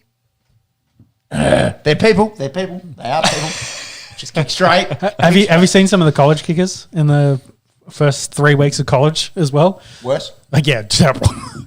I watched an overtime game where they had like 6 attempts and all went wide. So, or the Madden meme that was pertinent this week was game-winning field goal on the line. I got you, fam. And then the kicks it far left. Yeah, it's going into the corner. The corner bleachers on the far left. Anyways, let's break it down, boys. Thursday night football, Bills, Rams. We got defending champs against this year's favourites, and the Bills did it easily. Gabe Davis, he's a thing. He had the first touchdown scorer for 2022. Diggs was very good against Jalen Ramsey, but it seems like Gabe Davis is going to be a thing, hey? Yep. Oh, definitely. He's the number 2 there, and he'll score a bunch. Von Miller got a double in this as well. First sack as a Bill. And probably added an extra dimension they missed in that defense. That team, top to bottom, for real. They're fire. Yeah, especially going up against the Rams. They really could see that they, really hadn't evolved Allen Robinson into the game plan yet. Maybe, we'll see what that looks like this week. Cam Akers kind of took it back. Yeah, that was surprising, wasn't it? Yeah, I think it was more he's in the doghouse a little bit, as in he whether that's from camp or anything. Or recovering from an Achilles tear. It's no... it's no... From the media chat this week, it's been more about Akins needs to take... take the opportunities he's given and excel with them. And I think he had 3 carries for fuck all. So, and for 0. Yeah, there you go. Fuck all. Literally. Yeah, so I think that kind of fit into it a little bit. His pass coverage was probably the other big gripe with him, missing key blockers that were then lighting up Stafford. So you're right. We'll have to see what that looks like going forward. But Bills were favourite for the Super Bowl. I don't think anything's changed. We'll see what that looks like probably tomorrow. Got shorter. But yeah, Allen looks unreal. Yep. Led their rushing, I think, again as well. James Cook really wasn't a thing. Fumbled on his first carry. But long season for him. We'll see what it looks like in a couple of weeks' time. Steelers, Bengals kicked it off. This was an upset. This was an upset. A lot of people had Bengals in the Survivor League as well. The Bengals social media team posted something along the lines of, what do they steal? STEEL. Play on words there. I think they're named after the steel industry of the double E spelling variety. And that was before the game. And after the game, the Steelers social media team just posted the ball. 5 turnovers in this one. Joey Burrow with 3 picks. Four Picks. 4 picks and a and 7 fumble. sacks, I think, as well. That O-line, that was the big question mark. Why, like last year, why they can't win a Super Bowl because Joe's under duress. It was the most sacked quarterback last year and already in front. And they invested in the O-line, and it doesn't seem to have paid any dividends. Yeah, it's credit to Pittsburgh's defense. They're very good. Yeah, I think everyone kind of we talked about this in our fantasy preview that everyone's kind of dismissing the Steelers defense, so they're still really good. Really good. I think for the Bengals, they really missed T. Higgins in this after he went out with a concussion. Early. And then, like you said, that offensive line is probably see what it looks like towards the end of the year. They need to gel. The new guys come in. They need to build that chemistry and hopefully stay healthy as well throughout the season. Because, for Joe, for a dude that doesn't move a lot, he's going to need better protection. Yeah, and can't be taking licks like that in week 1. No, not at all. Because 7 sacks, that doesn't count how many hits he took as well through the game. Double digits. Easy. Eagles, Lions. Oh, sorry, just back on Steelers, Bengals. TJ Watt. They put him on IR. So torn pec might not need surgery. So they reckon he might be back by mid-season. So 6 weeks, depending on which doctor you agree with. So and all our medical expertise. Yeah. He's getting second and third opinions, I believe. And if he needs surgery, season done. If he doesn't, then 6 to 8 weeks is the chat. Yep. But that probably plays into Steelers' defense and how they sort of play moving on. Of those 7 sacks, there was a dude that got 3. It wasn't TJ. I think he got 1 or 2. It was Highsmith. Smith got 3. Alex Highsmith. So there's still got options only on that. got 1 only. How many sacks do you get in the NFL this week, bro? Yeah, no, right. He had 3 tackles for a loss as well. So it's definitely getting in there. Yeah. But, they've still got options is what I'm getting at. Yeah. It helps to have TJ Watt in the team. But, their defense is still good. And they get Jets this week? No, they get Patriots this week. Patriots. Trubisky as a quarterback? Solid. Harris injured is probably a concern for them as well. I think he will play from what I've heard. Yes. We'll talk about that. I think they were worried about Liz I hope Frank. he plays because he's the only one on my fantasy team who didn't make any points. I think they Don't were. you have Cordero? Yeah. Yeah, he's probably He's sitting good, on his bro. bench. He's good. Liz Frank, I think Not they were worried about, 30 but I plus points. think I don't think it's it's Liz- just more of a sprain, so they'll see.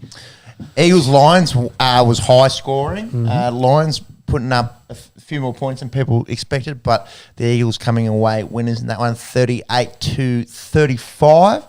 Jalen Hurts didn't throw for a touchdown, but ran a bunch, and that Eagles team's pretty favoured this year. Yeah, I think of Lions as well. They're going to be a mid-tier team. They'll be better than They have last been, year. definitely. Yeah, And they I have been. And I think was it AJ Brown 11 receptions in this one. Wild dude. Yeah. I think he had more targets than all other Eagles receivers combined. I think he set the record for most receptions by a debutant for a team too. Oh, interesting. So he had 10 receptions, 155, the longest of 54, And they had- 13 targets.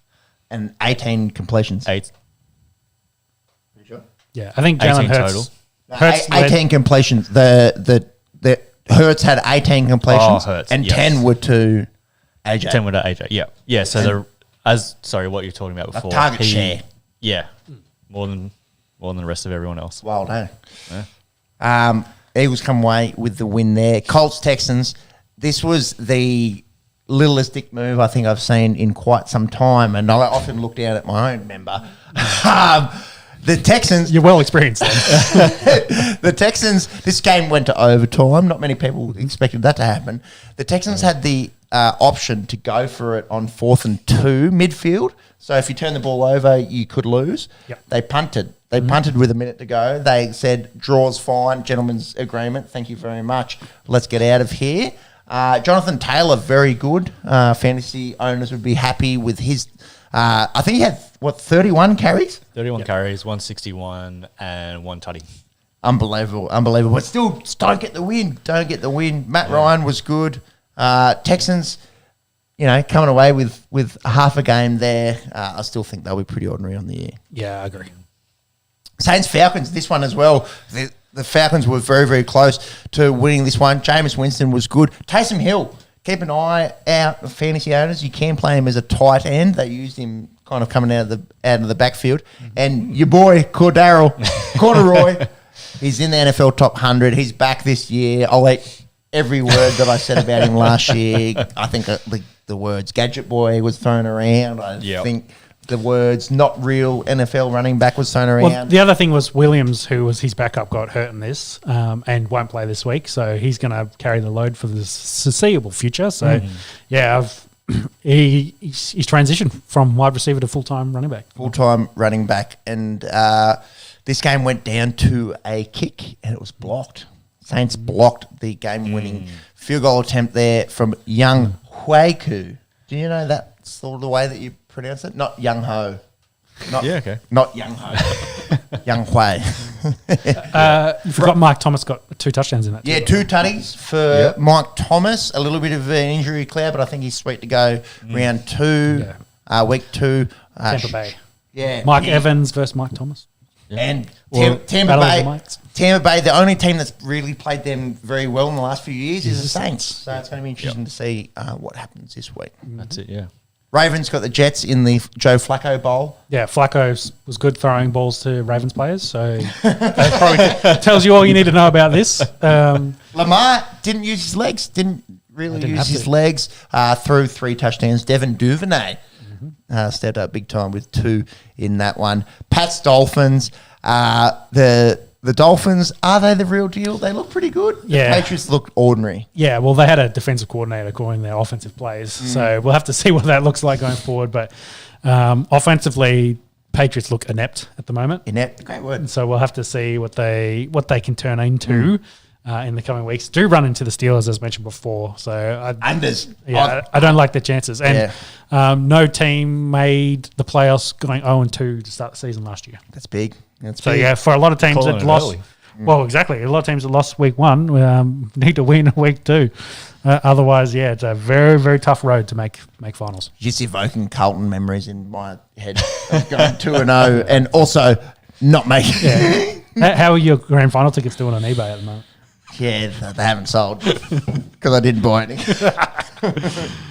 Browns Panthers in the Baker Mayfield game. Baker and CMC, they didn't look too bad. Robbie Anderson, Anderson caught a deep ball from Baker, so he'd be happy. They had to chase in this. The Browns were in front. The Browns O line and that tandem running back combination, deadly. Yeah, that's going to be that's all. Their ace. That's all Jacob needs to do is hand the ball off. Keep it simple. Jacoby, I believe. Jacoby, sorry. There's a wire there. Yes. Keep it simple. Hand the ball off, and they'll potentially win games. Panthers, I don't think are going to be amazing this year. Big upset in Chicago in the rain. Maybe upset. Have you ever seen the rain? I think after the picture of the week, all the boys sliding into the end zone, Justin Fields, etc. Very longest yard esque, if you will.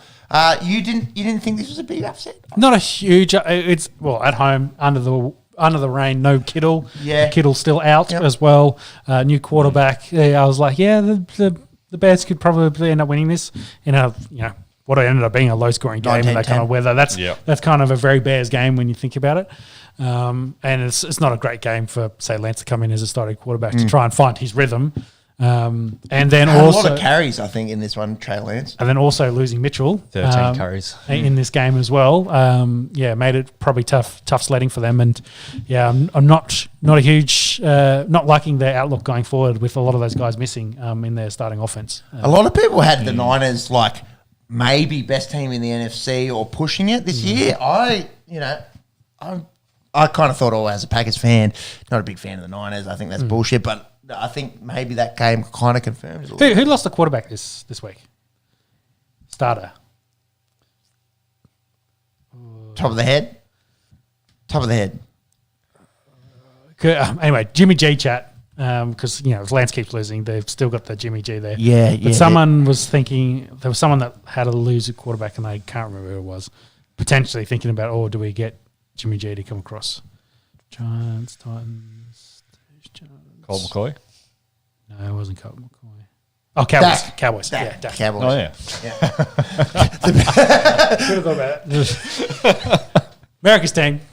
Dak. 3 morons. Yeah, well, they're going to their backup at the moment. He's not Jimmy G. So the chat has re-emerged for Jimmy G potentially getting traded again, and potentials being the Cowboys. We'll get into America's team in just a second. The Commanders, the first win ever for the Washington Commanders against the Jacksonville Jaguares. 28-22, not too... Oh, Carson Wentz looked pretty good. Jahan Dotson. And Curtis Samuel's getting put back into the game plan. So, big time. I think kind of those speedy guys that go across the middle really suits what Wentz likes to do. Yep. So, we'll see whether they keep it together and keep going forward. Chase Young, I think, to miss a couple of weeks as well, still injured. Yep. So, yeah. The late window, the Sunday afternoon window, just ease you into your Monday morning window down here in Australia. Some good games. The Chargers and the Raiders. The Raiders, they were trying in the second half, just couldn't quite get there. Justin Herbert, he looks good, man. I think the hype is probably real around Herbie. Yeah, at this point in their careers, you can probably say that the Chargers won the draft pick, picking him over Tua. So we'll see how it goes forward. But early, but probably an accurate statement. Yeah. He was very good in this one. Eckler was quiet. Williams was quiet. He spread the ball around and got the job done. And two quiet weeks for Eckler. Still scoring fantasy points, but receptions base. Khalil Mack 3 sacks in his first game in the powder blue. Now, boys, I just wanted to ask you. I'll ask you after we'll talk about the Chiefs game in just a second. Yeah, Keenan Allen got hurt in this and then missed that Chiefs game as well. Derek Carr and Devontae Adams, that is going to be a link-up. Yes, and if you own Waller or Hunter Renfrow, I think you're now concerned. I'm not concerned if you need a tight end. If you've owned Waller, I think you're still okay. I've got Renfrow in one of my leagues, and I was like, oh, boy. Yeah. This is like, all that target share, gone. Yeah, I think Adams had something like 17 targets in this game. He caught 10. For 141, Adams to move the ball and then Waller for the red zone. Yeah. If you're a little Hunter Renfrow fan, as I was last year, I think he's doing little things out. I keep saying little. He's a big boy. He's a smaller kind of slot guy. But probably concerns around fantasy this year. Titans, Giants said at the top of the show. Survivor League really fucked me up. The number one team in the AFC last year, taking on a team that was 4-13 at home, and they lost. Mm-hmm. Thanks very much, guys. That was the best $25 that I've ever spent. Maybe not. Saquon, probably the big a healthy Saquon. Point. Yeah, have you got Saquon in our league? No. This is like the first year I hadn't drafted him. 18 carries, 164 yards, a touchdown, 6 receptions as well. Daniel Jones didn't do a whole lot, but wasn't too bad. And Derrick Henry, a lot of carries, 82 yards, wasn't super dominant. Slightly rusty, I think. And the receiving core and the receiving game, I guess, the passing game, for the Titans was not where it needs to be, I think, going forward, especially when someone like, I think it was Philip was their top receiver in this one. Yeah, it probably shows how they kind of struggled throughout this game. So they need to get Woods and Burks more involved, I'd say, going forward if they want to win more games. But Giants did chase down and actually come from behind to win that game against the Titans. I think there's a missed field goal. Which would have won the game for the Titans. So Giants happy they get a win. I'm not sold on Daniel Jones, and they've got a very loaded receivers core. They got a lot of name guys and talent there, and they probably need to work out what they're going to do with that going forward. Chiefs looked very good away at the Cardinals. At the Cardinals, 44-21. Also, there was double XP Call of Duty weekend for week 1. So I believe Kyler Murray is now 0-47 on double XP weekends. That was a meme. Yeah, actually, Kyler. When there's smoke, there's fire. Yeah, there's fire. When there's a meme, it's true. Kyler's been slammed a little bit in the media this week, especially of picking up blitzes. Some very obvious calls like, "Hey, if you're a good quarterback, you should see this guy coming." You shift your line coverage over here, and then you do a quick out. Instead, he's taking sacks. So. Some big questions being asked about Kyler, especially after the homework clause in his contract. That is funny. Yeah, for that very reason, he's in FaZe Clan for Call of Duty. So, where, like you said before, where there's smoke, there's fire. Yeah.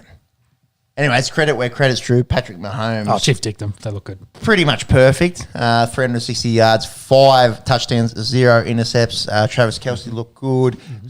Clyde Edwards-Helaire, he had 2 touchdowns, and the rookie Isaiah Pacheco got in the end zone. Chiefs is watching all that Bills hype and going, hey, we're still pretty good. We're still pretty good. Very sexy playbook. Fourth and goal. If there's anyone that you want to go out there to get it done, it's Andy Reid calling Patrick Mahomes in the Chiefs offense. Yeah. What's he called? Mahomes do some freaky shit on one. Do some kind of underarm tight end or underarm to the running back screen, but it's not really a screen, something that no one else runs, touchdown shit. Yeah. Until Mahomes completes a pass where he's completely upside down, I'm not impressed. He's definitely been perpendicular. Do a backflip. Yeah, exactly. Been perpendicular. Packers, your Packers taking on the Vikings. Yeah, this not too surprising considering the way that the Packers showed up last year. Yeah, and the way they played kind of their preseason, rusty, new receiver call, kind of setting up. Yeah. Yep. Not unsurprising. I thought it was interesting that AJ Dillon kind of took the lead in their tandem. Way more handoffs and had more receptions. Yep. He got in the end zone. Look, this game, I think the first play offensively when Christian Watson could have walked in for a 75-yard touchdown and dropped it. Did have a few drops in college. I don't want to get too concerned because I think about a year ago we were saying, Jamar Chase, does he have the hands? And I'm not saying Christian Watson is Jamar Chase, but I don't think you can get too caught up he's got in two-time one big MVP drop. throwing the football. Like him and Dodds will come along. Indeed. We'll see how the season goes. And I don't want to make excuses, but no Bakhtiari, no Elton Jenkins, both tackles didn't play this one. No Alan Lazard. Lots of Aaron Rodgers ayahuasca memes, finding himself, etc., etc. Good listens if you want to check out. I think those the biggest problem in this was they didn't cover Justin Jefferson. Dude, there's some of these catches. I was going, there is no one in, there's Justin Jefferson, there's the field, there's the fans, there's the car park, and there's the fucking cornerback. Do you know what I mean? That was how open he was in some of these. And you're leaving arguably the most talented receiver that open. He had 9 for 184, 2 touchdowns. Could have been 3, from a little bit of paint, busting out the gritty. And as a Packers fan, you got Jair Alexander, and they went more 1-on-1 in the second half. There was a lot of zone, loose cover 2 kind of shit where JJ was just catching him at will in that first half. And I was like, bro, you can't leave arguably the best receiver in football that open. You bastard got him in our fantasy league. Put up the most points out of anyone in fantasy football. As a Packers fan, not too concerned. But who they got this week? It was a shit show. Bears. They got Bears Sunday night. Own the Bears. I fucking own you. Yeah. So. Not me. Aaron Rodgers. Yeah. But they should beat the Bears. Should do. Query on Quay Walker there, number 1 draft pick. I think he should be okay. Boys, Bucks, your team, the Dallas Cowboys. Obviously, the big story was Dak Prescott breaking his thumb and has had surgery. By all accounts, surgery went well. Probably looking at mid-season, 4 to 6 weeks. Yeah, 4 to 6 weeks. 4 to 6 weeks. He's going to miss a fair bit. You know what was disgusting? I've seen a few things that make me scratch my head, that make me think, how can you do that as a human being? Throwing rubbish at your franchise quarterback that's broken his finger. It's not like it's his choice. Yeah. To throw rubbish at him as he's going down the tunnel was the most up there with one of the most disgusting things I've seen in the sporting arena recently. Well, lucky for Dak, he doesn't play in Philadelphia. Because the point, I think, was he'd had played trash up to that point, so they were throwing trash at him. But it's still, how is that justifiable? No, it's not. But it's Dallas disgusting. Cowboy fans. It's disgusting. And I think it for anyone that kind of follows the NFL, and there's a little bit of rhetoric around, Dallas. I think they're America's team, or they're a bunch of Texan rednecks or whatever. And you see that, and you go, yeah, fuck Dallas. Yeah. Like seriously. Yeah. That was disgusting. Yeah. They deserve whoever comes their way at this point. So. Yeah. Yeah. So Dak will miss a little while. I'm not sure who their backup. Cooper Rush for this game at least. Yeah. So it looks like he'll be the guy going forward unless they're worried about Dak for the rest of the year and they want, say, a Jimmy G replacement. But yeah, Tampa Bay too good in this. Bucks D. Bucks D. Don't Big forget that D. Bucks D. They're still good. Yep. Monk, any thoughts as a fan? No, not really. I suppose it was good to see Julio Jones come in and sort of play his part. Chris Godwin hamstring. Yeah, not going to play this week. He's already out. So coming back from the ACL, not rush, but early, let's say. I believe everyone in the Tampa Bay wide receiver core but Mike Evans has a niggling injury this week. Interesting.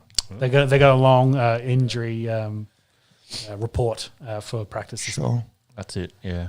A little bit of physical therapy chat as well. If you're playing your first game back from an ACL injury, I think it's a 1 in 4 chance that you might have some hamstring issue. Obviously, hamstring working, over time after, rehabbing and the rest of it. So interesting there. I think it's low grade. I don't think they're too concerned about Chris Godwin's hand. I think he's going to sit 1 week.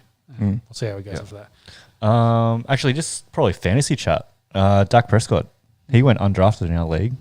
And he got picked up by Watto after our draft and then dropped again. Yeah. So, I mean, he's had a pretty unlucky couple of seasons, but I think there's probably a little bit of writing on the wall there. It's bad luck. It's obviously highly bad luck. talented bloke. Yeah. Yeah, their offense struggled. Like CD Lamb couldn't get open, Dak couldn't find anyone. Their running backs were held to very little. That's an interesting one. That's probably a Tampa Bay defense thing than more Dallas. Well, Tony Pollard barely got a look in, and a lot of people had kind of viewed this as a tandem, as a dual kind of running back threat this year. I don't know if it was a function of the game situation or if last that's year them moving forward. Last year they shared a lot more, but I think they want. Zeke was also more banged up last year, so they want Zeke to cook this season. So they've given him the first chance at it, but I think credit to Tampa's D in this one. They held him to 50, I think. So yeah. Shauna, Monday Night Football. Let's ride chat.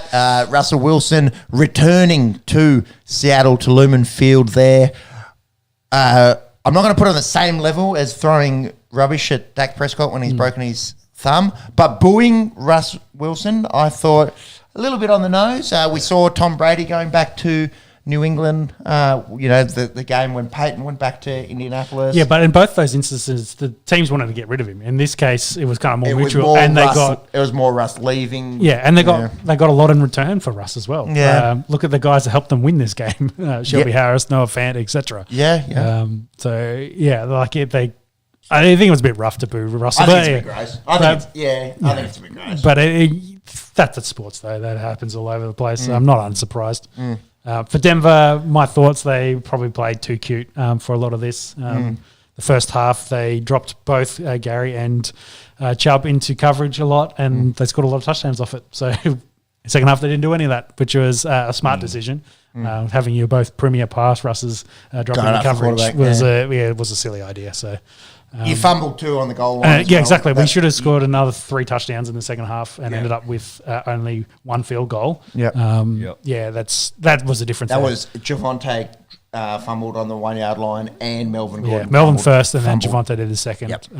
Pretty hard when you cough up 14 points like that. Yeah, exactly. Yep. So every major statistical stat Denver dominated in. Yeah, statistical stats. Yes. I love the little statistical stats. But not the scoreline. Yeah, and that's just turnovers. Exactly. That's just football, and let them get ahead too far in the first with broken plays and defense, and couldn't chase them down. Should have scored more points in the red zone. Anyway, they got Houston this week, so hopefully should right the ship. Need to at home for their first game. The best thing to come out of the Seattle win was the Geno Smith memes. Yeah, yes. The Geno Smith versus Russell Wilson memes, etc. Well, I think it was his first start in 8 years. Was it really? Wow. Yeah. I did not know that. Not know that. Like, as a legit starter, his first start as the starting quarterback since he left the Jets. It's Geno time, baby. Wow. Yeah, well, they're going to have to roll with him going forward. We'll have to see what that offense looks like because though he completed a bunch of passes, they didn't end up making a lot of yards against a solid defense in Denver. But I'm not sure who they got this week, but either way. Chargers Chiefs. Yeah, Chargers Chiefs. On Friday for us, so Thursday night game. Thursday night football. 2 days out. Yep. Sell out at Arrowhead. Absolute atmosphere. Chiefs look really good, and then the Chargers a little bit of a late comeback. This one finished 27-24. I feel like the Chargers threw this game away a little bit. I think the pick six was probably the big one with Everett. Maybe a bit tired. Maybe should have come back in, but then Herbert maybe should have read through a very inside ball and, a bit of fault, I'd say, both on parties there. But, yeah, pick 6 in that end, and that kind of sealed that game. Chiefs look good, managed to keep the Chargers within striking distance, having been behind for most of the game. Really got hot towards the end there. Keenan Allen, a big out, I think. Yeah, massive out. Mike Williams feasted in early the absence. Yeah. Well, I think he got most of his receptions in the first half and then had nothing in the second. So they kind of went to Everett and Eckler in the fourth quarter to try and get back in this game after they took Mike Williams out of it. But, yeah, it was a good football game. Do you want to run through quickly these? Let's go. We'll go 20 seconds on each game. Yeah, go for it. Lions, Commanders. Lions first-time favourite in 24 games at home. Let's put the curse on. I'm going Lions. I'll go Lions too. Scored 35 points against the Eagles. See how they go. Yeah, right. Go Lions. Browns, Jets. Browns. Toilet bowl. Yeah. Browns aren't quite toilety, but they should win this game. They're looking at 2-0. Yeah. Looking at 2-0, Browns. Mm-hmm. Yeah, go Browns. Saints, Bucks. This is going to be. What did Watson got? 12 weeks, didn't he?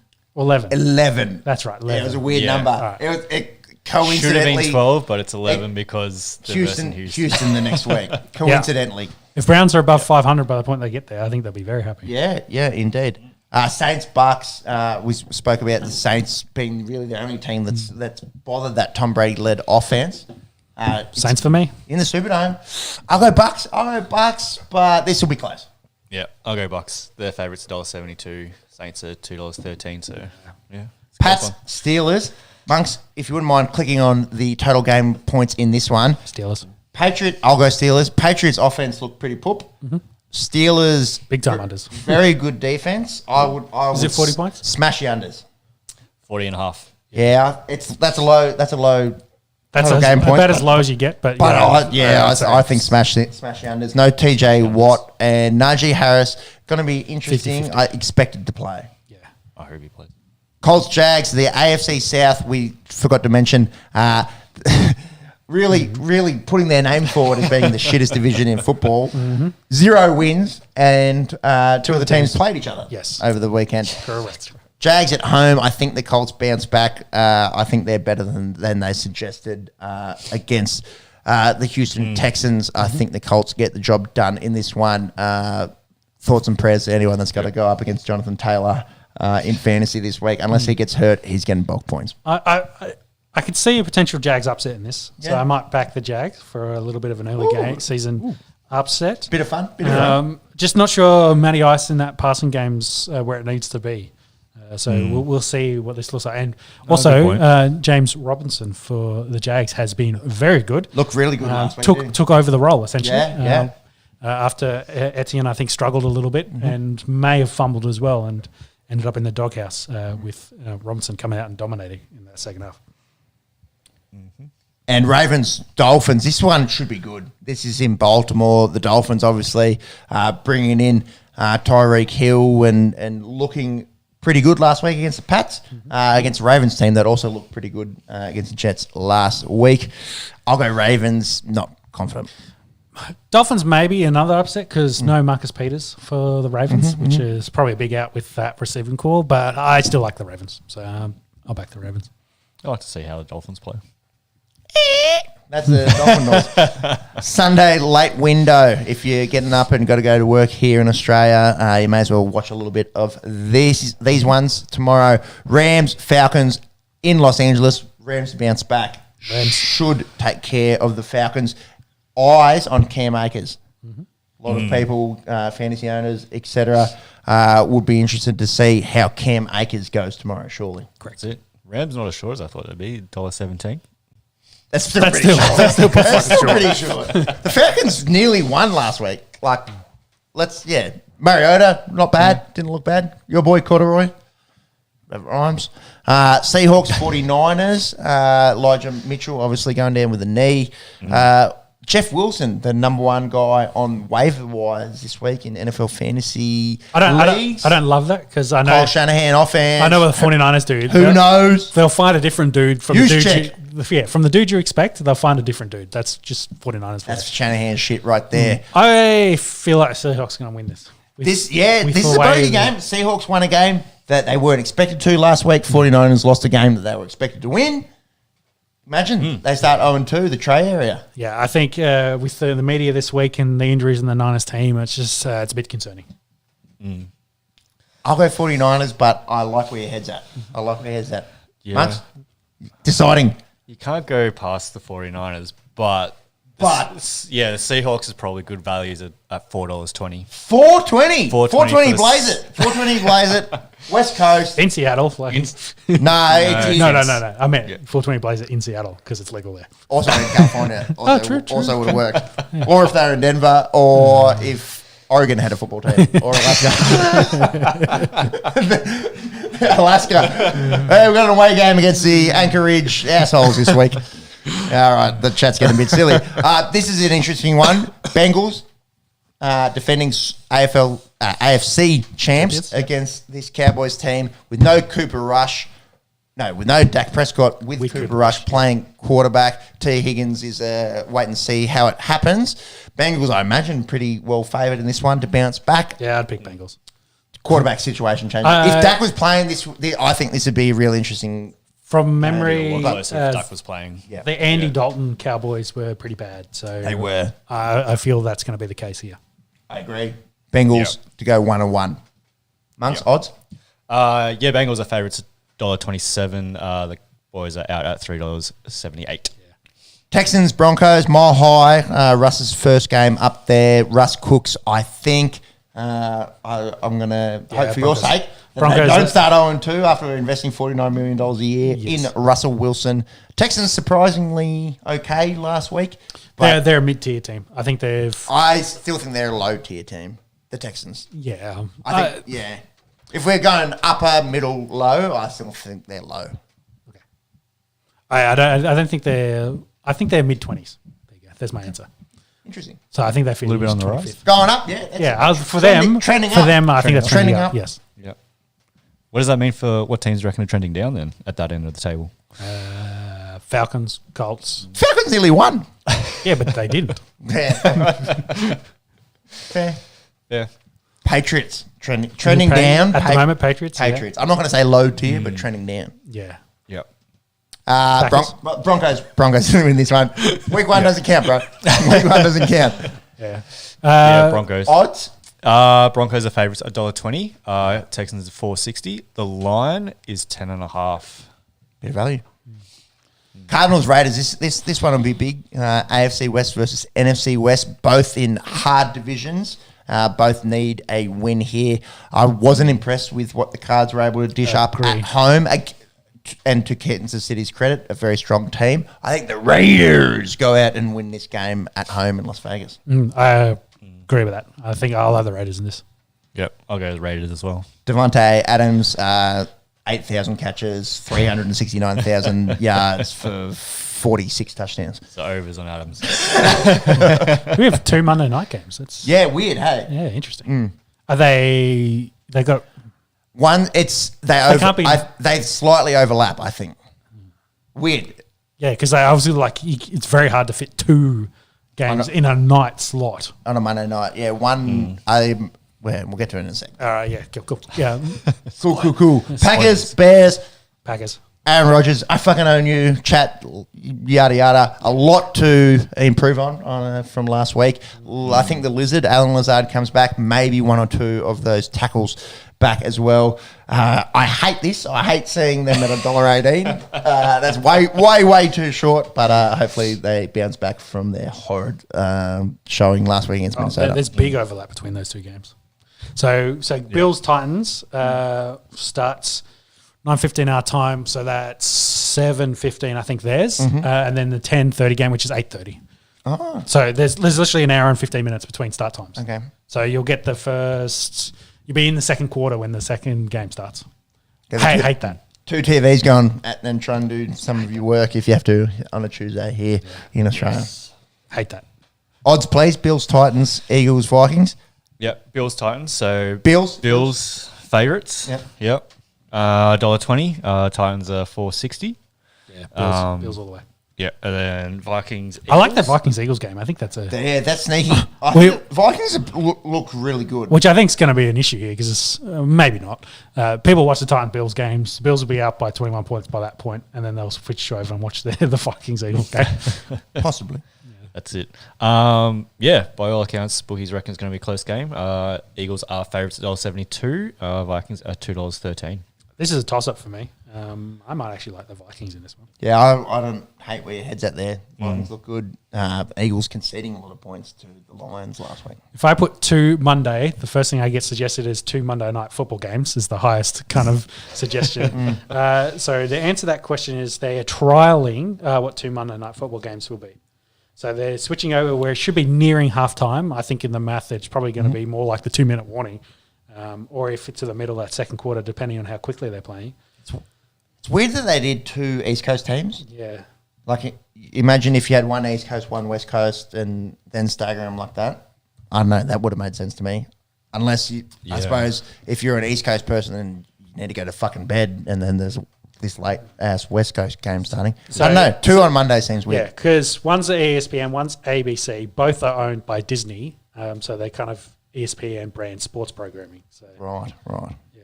So they're competing with themselves. Yes. So this is the only scheduled double. Yeah. Yeah.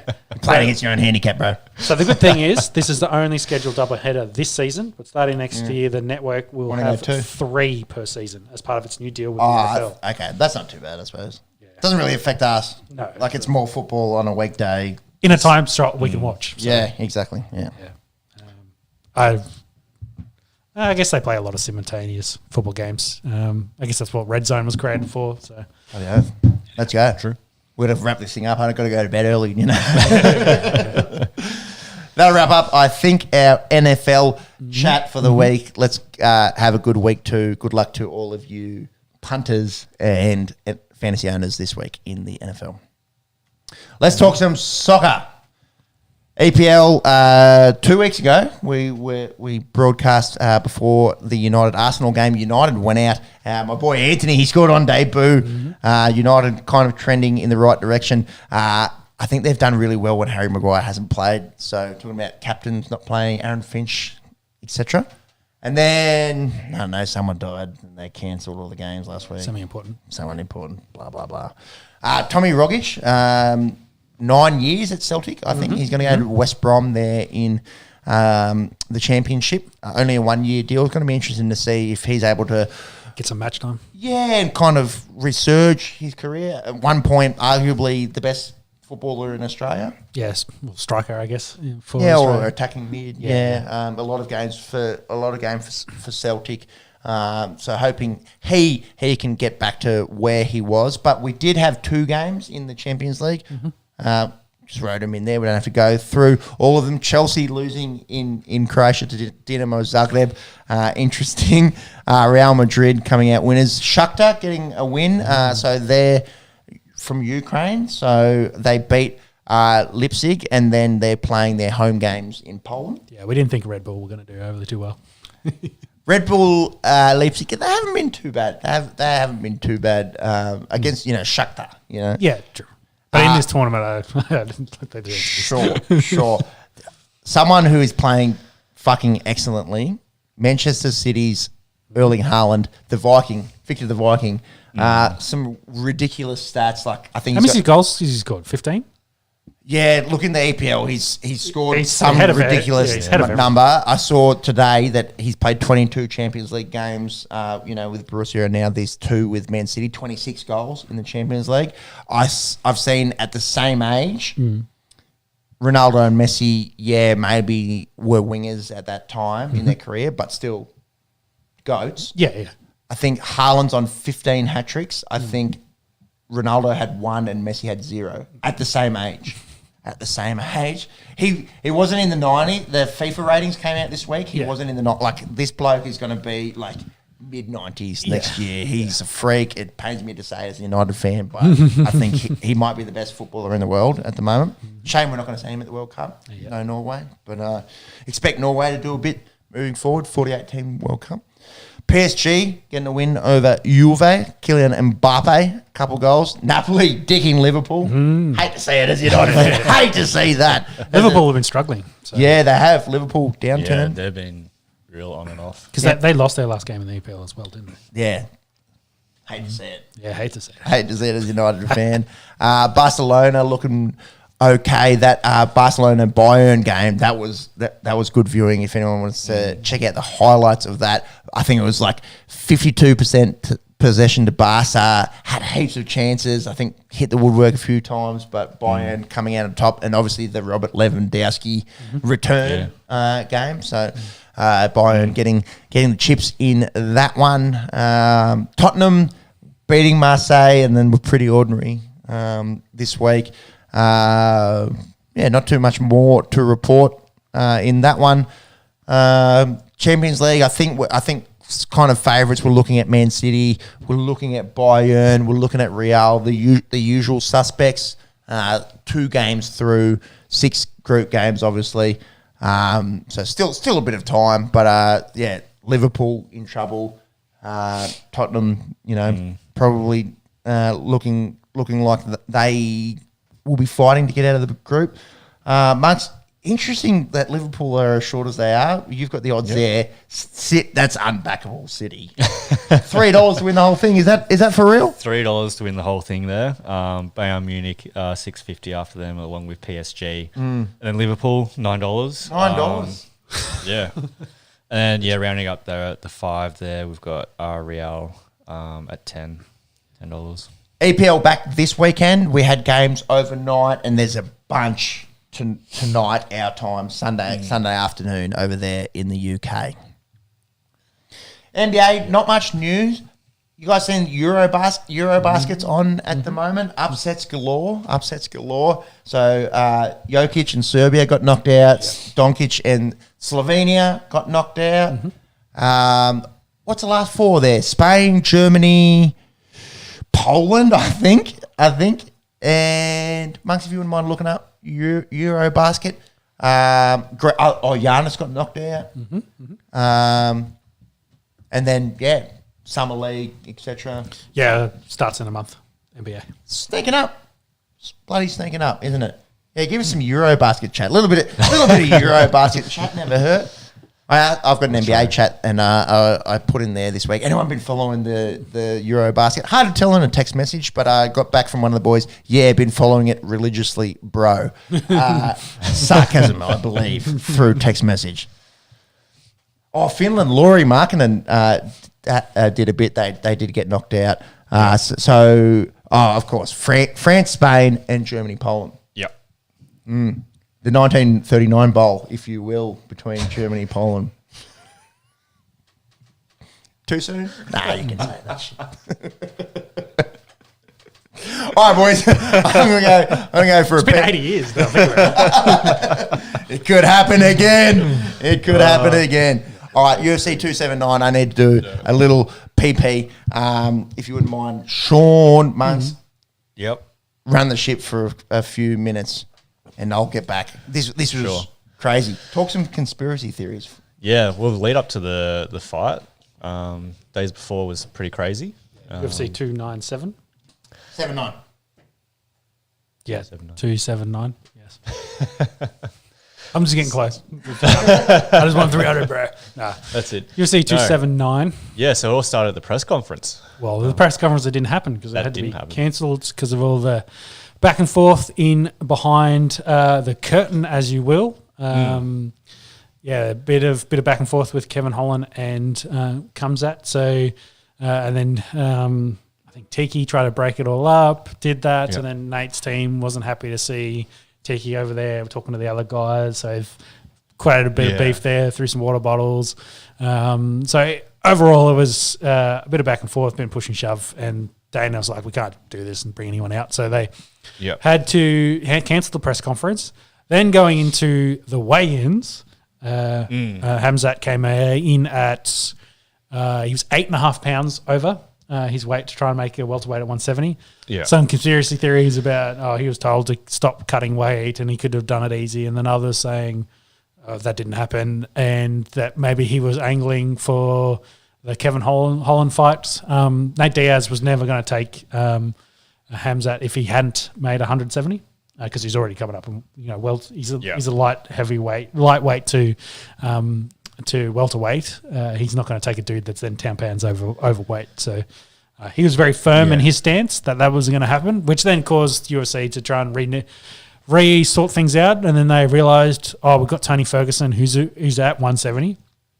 So let's pair him with Nate Diaz. And Nate Diaz said, yep, that's a good. I love that matchup. I really respect him. Then they had, Kevin Holland already was coming in at a catch weight at 180 because he was on a short notice fight. And then Hamzat was basically at 180. So they're like, oh, cool, let's sort that out. We'll get those two to run it back, which kind of left the Chinese fighter in Li Jinglei, I think it is how you say it, in the lurch because he was going to take on Kevin Holland on that short notice, I believe. And then I'm not sure how Daniel Rodriguez fit into all this, but that was a new fight. They made that a catch weight at 180 there as well. So overall, probably made the card better. More even kind of fights. Fight's probably more a made fight a little that bit more sense. Nate Diaz and Tony Ferguson, a fight we never had at the lightweight. Yeah. So that was probably a great one for both of them. Also, getting very close to the end of their 10 years at the UFC. The first time that a card had been reshuffled this close late, this late in terms of the start of the event. Like you obviously do have. Yeah, I think that like most times you'd like just leave the fight at catch weight.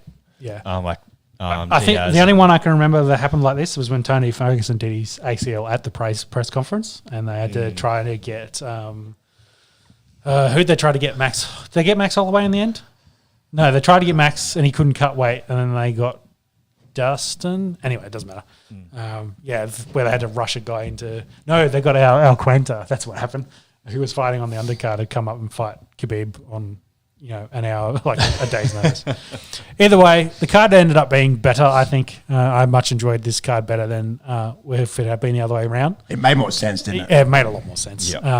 So Nate Diaz and Tony Ferguson fought in a very back and forth fight. A fight that I felt Diaz slowly was wearing down Tony Ferguson and taking on the lead here. Then through the punishment, Ferguson dives in to try and get the takedown, and Nate Diaz gets the guillotine choke, finish it off, gets the job done for him, and that will be his last fight in the UFC. Some chat about boxing, some chat about bare knuckle fighting. We'll see what his future holds, but if Anderson Silva can go into boxing, I think as his main skill set in the UFC, that's maybe where I see Nate Diaz with the name he's got. He could definitely get into some of that, YouTube. Yeah, go fuck up the YouTube. Yeah, exactly. The big spotlight of Definitely. big name fights and see what that looks like. What do you think this means for Ferguson as well? Yeah, 4 losses for him. All his losses though are against really good guys, and in some of those fights he had his moments as well. He came up and weighed in this, so really didn't really show his potential in a welterweight division. Whether he stays there, kind of feel like a little bit of a gatekeeper at this point. He either needs to get on another run or, park it. He's getting up there in years. He really tried some stuff in this camp, new coaching staff, new camp for him, but in the end, it didn't go his way. Hamzat, on the other hand, his Kevin Holland fight, as we talked about, missed weight. Some chat, missed weight on purpose. We talked about, covered all that.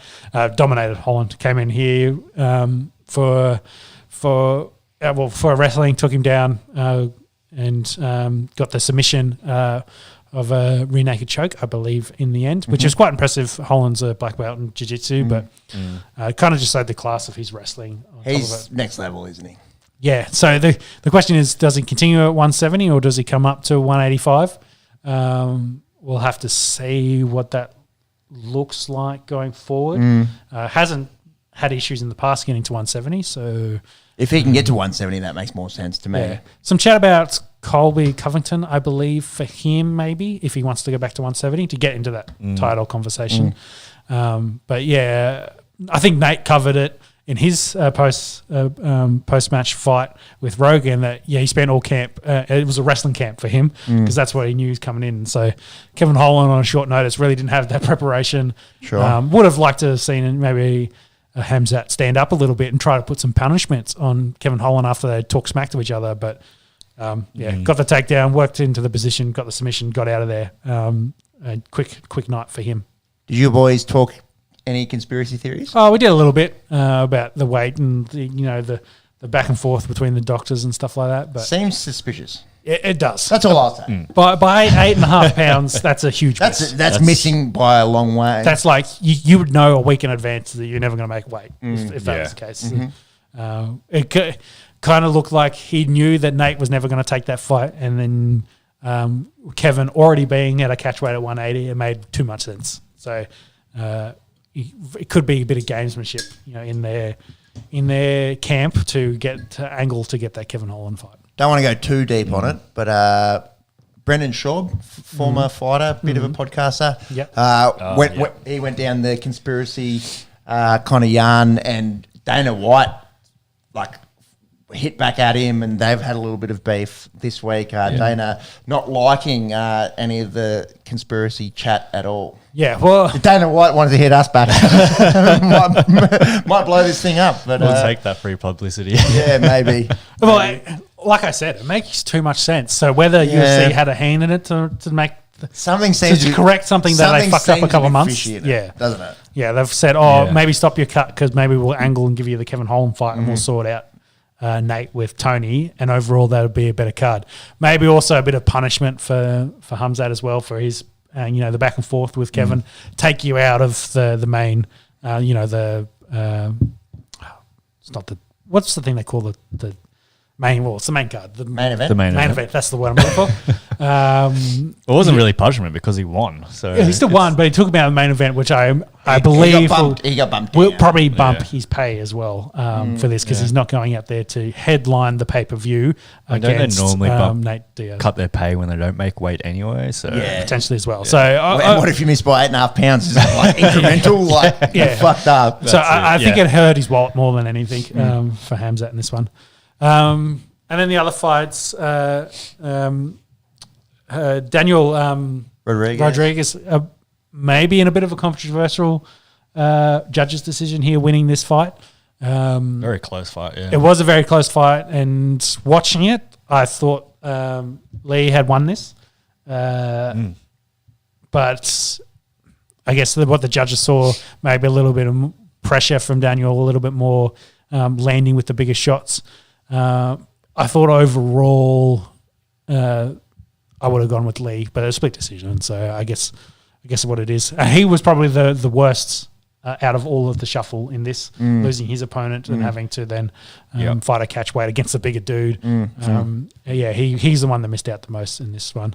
And then maybe Johnny Walker was the only other interesting fight in this, getting a win finally back in the light heavyweight division. He was on 3 losses in a row. Yeah, coming off for his dislocated shoulder, I believe, from winning his or breaking something in his arm from doing his celebration, his backflip. So good to see him get a win and get back on it. Getting the win against Kutalaba, who seems to, I think, at this stage to be more renowned for his pre-fight antics than in the octagon. Yeah. Then allegedly, wouldn't say to his face. And in the card today, Corey Sandhagen did get the win in the 4th round by Dr. Stoppage. They stopped it because Sung, I think, had a cut above his eye. And who was that dude that got split heavily? Gregory Rodriguez. Who won by knockout TKO in the second round. In the second round. If you aren't good with the medical kind of shit, don't look this up. Not safe for work warning. One of the nastiest splits you'll ever see in the UFC. And in kind of a weird spot, we're looking at it whilst we're having lunch, it's over a burger or whatever. Not really bridge of the nose, and then not really forehead. You want to talk about that? Yeah. Okay. Yeah. He got split. He got split hard. Goes out and wins the fight. Unbelievable. Yeah. There was another big cut in this as well, but then there was this rear naked choke as well, which left choked her out essentially and left her stiff in the end. A bit graphic there for those. On the undercard? On the undercard. For the Robinson. prelim. Gillian Robinson, Maria Agapova. Yeah. Yep. Robinson with the choke victory there. Well, not quite seizures, but stiff as a board. Shit, yeah. So UFC 280s coming up in, over a month now is the next pay-per-view. Oliveira Makachev. Yep, exactly, with Sterling and Pillishaw on the underneath that. Peter Yan and Sean O'Malley as well. Oh, she's got her here. We're just watching it. Yeah. Yep. So that's a big card coming up. I'm surprised Agapova's last so long.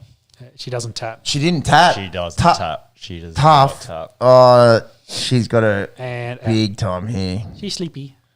Not The just judges is like, no, she moves around. Not for the faint-hearted, this one. Then she's out, and then waiting for the blood to get back into my head. Stiff as a board. It's like foaming at the mouth kind of shit. Yeah. That's Getting choked out Did not look sucks. good. That looks like me after a fucking 3-day hour. Shit. At Luke Pogson and Jimmy Hall. In other fighting news, Paul Gallen did win both his fights against Ben Hanna and Justin Hodges. Thoughts around this? It seemed a bit gimmicky. A bit gimmicky, and after, I guess, KSI did his two opponents like a couple of weeks ago, they kind of lost maybe some of the luster of, being the first to win two opponents in one night. What about the presser? Yeah, the presser, a bit of back and forth, a bit of fire. They were trying to hype it up because there was a nothing guard otherwise, unfortunately. I don't know if the hype worked. I watched that presser going, this is maybe the most cringe thing I've ever seen in my life. Yeah, big time. Maybe. Bit of controversy. Justin Hodges dropped Paul Gallen in this. And then Gallen basically ends up winning the fight from an illegal strike. He had Hodges, he was pushing him completely over the ropes. So Hodges is essentially at a 90-degree angle on his body. Right. And then Gallen hits him with a big hook after the ref had told them to split apart and get back in the ring, which is what then started the downhill for Justin. So Hodges is complaining that lost him $1 million with this deal of potentially beating Gallen and, maybe go the legal path for him. West Tigers. Either way, it was, let's stop doing rugby league fights. I do not want to watch Sonny Bill Williams fight Mark Hunt, but we'll watch it anyway. That comes up. I don't want to. That comes up in a couple of weeks. On the YouTube boxing scene, well, actually, real boxing. Boxing. Real boxing. Yeah, Canelo beat handedly Triple G today. Unanimous decision his way. I think he led by at least 4 or 5 rounds on the scorecard. So from what I saw, very technical, pushed the pace, landed the jab often, dominated throughout, left some damage on Triple G, which is probably Triple G's career done at this point, getting up there. 40 years of age. Yeah, so I don't think he's going to push for a 4th against Canelo at this point. Canelo kind of cements himself as the pound-for-pound best currently. Interesting, Canelo coming back from going up and losing that fight at light heavyweight. Yes. But, defends all his belts, still retains all his belts. At middleweight, he's a killer. Yeah. So then into the YouTube boxing, we've got Jake Paul and Anderson Silva confirmed for in a month. Pretty interesting. I do like this. Yeah. I think they've got some nice undercard fights as well. Rumoured, maybe, coming up. So that's been booked. I'm very interested to see, for Jake Paul, that's the next step. Anderson Silva's been boxing, has won as well. Still old as fuck. Still old as fuck, but he's better than any of his previous opponents. It's the best probably opponent that he's faced. Definitely. Handedly. Keeping that YouTube boxing machine rolling over. And then Deji announced, KSI's little brother, who had his first official win. Sean had to explain who this was to me before. Because Yes. I barely know who KSI is. Yes. And then I was like, Deji. Yeah. Who the fuck is that guy? But it gets Floyd Mayweather in a Who the fuck is that guy who's fighting Floyd Mayweather? Yeah, former pound for pound, probably the greatest boxer of all time. Yeah, So, he's a guy that's fighting arguably the best boxer of all time. went the distance with Logan, so again keeping that storyline going and that history. Those big stars kind of moving into boxing fame. Though during the week we had Gibson take on McBroom, who you won't know anything about. Nope. They supposedly sold 200 tickets to a $22,000 seat stadium. That was what had Bell and Peterson as the undercard. So Lovey and Bell knocked out Adrian Peterson. Wild, hey? Yeah, definitely. Huge rigs, both of them. Looks like they've been hitting the plates very hard, not in running back shape, let's say. But that was a good knockout there. Gibson, I think, had 5 knockdowns in his fight over McBroom there. For his angle to stay in this conversation of does he get a Paul brother? Does he fight one of, a UK boxer in like maybe KSI, though they are good friends from that scene. But either way, it's, I guess YouTube boxing's here to stay for the foreseeable future. I always say it. Let's go down to the gym. You guys can sacrifice me. Yep. I'll take on Jake Paul for 20 mil. Yeah, sure. Easy. Light work, bro. Light work. You guys can dig the fucking hole and put me in it afterwards. Any news on fights there, Jimmy? No news. They haven't. Yes. I don't think they've initially announced any other fights. Looks like it's going to be 8-round main event fight, 3-minute rounds. Where is it? Arizona. Glendale. Yeah. Glendale, Arizona. That did actually remind me that Tyson Fury and Anthony Joshua are agreed for a bout. And it looks like Andy Ruiz, who won his fight as well over Ortiz, from memory, wants Wilder. So a bit of chat there. And the top of the heavyweight division, which is a bit sad for Usyk, who's here going, I need an opponent. Yeah. Like, I'm good to go. I don't know why Tyson Fury is taking Joshua, considering he has no belts. But Fury's talking shit about Usyk as well. Big time shit. Yeah. Saying he's ugly and shit. Yeah. So I don't know if this is... I don't know if Pot and kettle. Yeah, exactly. I'm sorry, Tyson. I don't know if this is like Joshua trying to get Tyson's belt to then, angle for another Usyk fight. But either way, the top of the heavyweight division is getting new. It's interesting. Yeah, the next lot of dance partners is coming up. So, we'll have to see what that looks like. A bit of F1. That's boxing news. F1? Yeah. Yeah, quick Yes. F1. Quick summary. Max Verstappen is too fast for everyone. Doesn't matter where he starts, he wins. Uncatchable? At this point, yes. If he wins this... Well, if he wins this way, he's world champion. He's world champion. Uncatchable. I think Leclerc has to finish 5 places in front of him to push it to another GP. Not going to happen. Something like that. But either way, it's not going to happen. the way it's because he's won from 12th. I think in this Dutch GP he won from 7th. In Monza. So the Dutch GP he won from 12th. At Monza he won from 7th. Ferrari in the Dutch GP keep making mistakes, but they're better at Monza. But overall, just tyre strategy can't keep pace with Red Bulls. They're just dominating. At this point, Mercedes are working their way back into the conversation. Either way, I don't think them or Ferrari can now catch Red Bull in the championships either. So it looks like Red Bull's going to get both. But at this point, it sounds like Ferrari and Mercedes are looking to next year for potentials with, what do we got left? 6 races to go. Yep, 6. Singapore, Japan, USA, Mexico, Brazil, Emirates. So we had 3 back-to-backs, and now I think there's... is there a week or 2 weeks before the next race? There's a break. So... not racing second tonight? October, 2 weeks. Yeah, no races next weekend. Next weekend, so 2 weekends off, and then you get back to it, NRL Grand Final into Singapore GP. Yes. For a few Formula 1 rev heads out there. Yeah. So if we talk about seats, because we had Nick... How do you say Nick's last name? James? Latifi? No, not Nicholas Latifi. Nick DeViliers? Curious. No. Yeah. He's Dutch. First time we had 2 Dutchmen racing in Formula 1 on the weekend. Alex Albon had appendicitis. De Vries? Yeah, De Vries. Alex Albon had appendicitis and then had an allergic reaction to the anaesthetist as well. So he ended up in an emergency. It was on a ventilator or something. Yeah. But he's all right now. So he should be back for Williams. But it looks like Williams are going to... So Williams? No, AlphaTauri are going to sign Nick De Vries because Gasly looks like confirmed to Alpine, which is not great for Ricardo. We'll keep this chat going. Which means there's a... Nicholas Latifi might be out at Williams. Schumacher may be there. Hulkenberg may be back to Haas for Magnussen because they still want to keep Shuey there.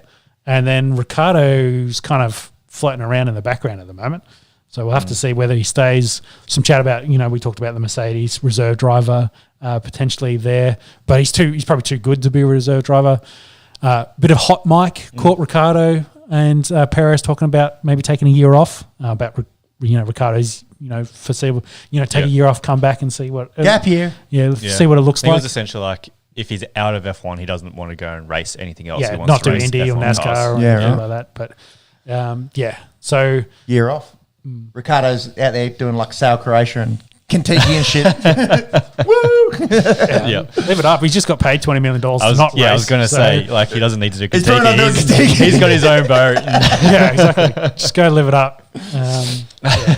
So it'd be interesting to see what happens with that. It looks like Jack Doohan will be a reserve driver next year. That's which, cool. Yeah. Which should be good. Oscar, of course, confirmed as McLaren number 2. A few young Aussies coming in next year. Yeah, changing of the guard as you will. Yep. We've gone from Mark Webber to Ricardo, and now we'll hopefully get 2 Australians on the grid in Oscar and Doohan, but we'll have to see what that looks like. So it's still a bit of silly season, especially now that we're in a 3 weeks in between GP kind of break, whether we get some more announcements on signings. I think is it Cole Herter? Colton Herter. Colton Herter. Indy. Yeah, some chat about he doesn't have enough laps in. He hasn't got enough points on his super license to qualify for an F1 seat. Yeah. So they can't potentially sign him to then race in Well, I mean, he would have been pretty strongly linked to McLaren anyway, so with Piastri I taking... think they were looking to sign him at Williams. No, AlphaTauri. I think he was going to go... No, that doesn't make sense.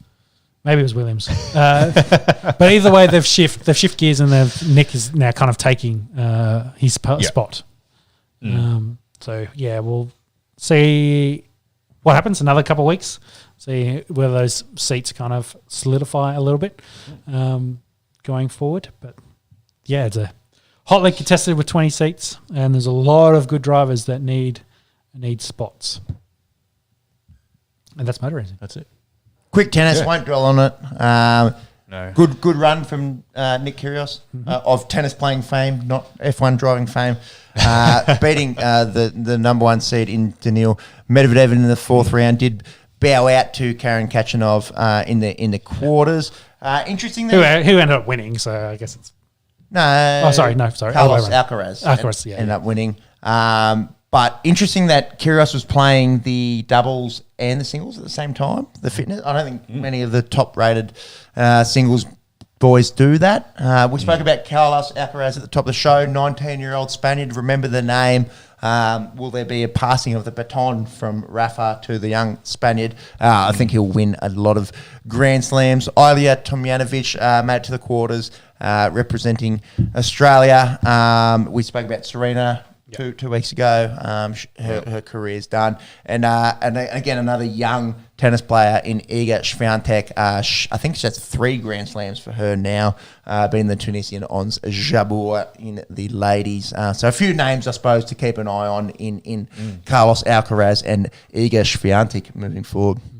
That's it, obviously for Grand Slams. Nick Kay coming home, obviously has all the talent in the world. So I suppose the mental game is going to be. Where'd they finish in the doubles? Good question.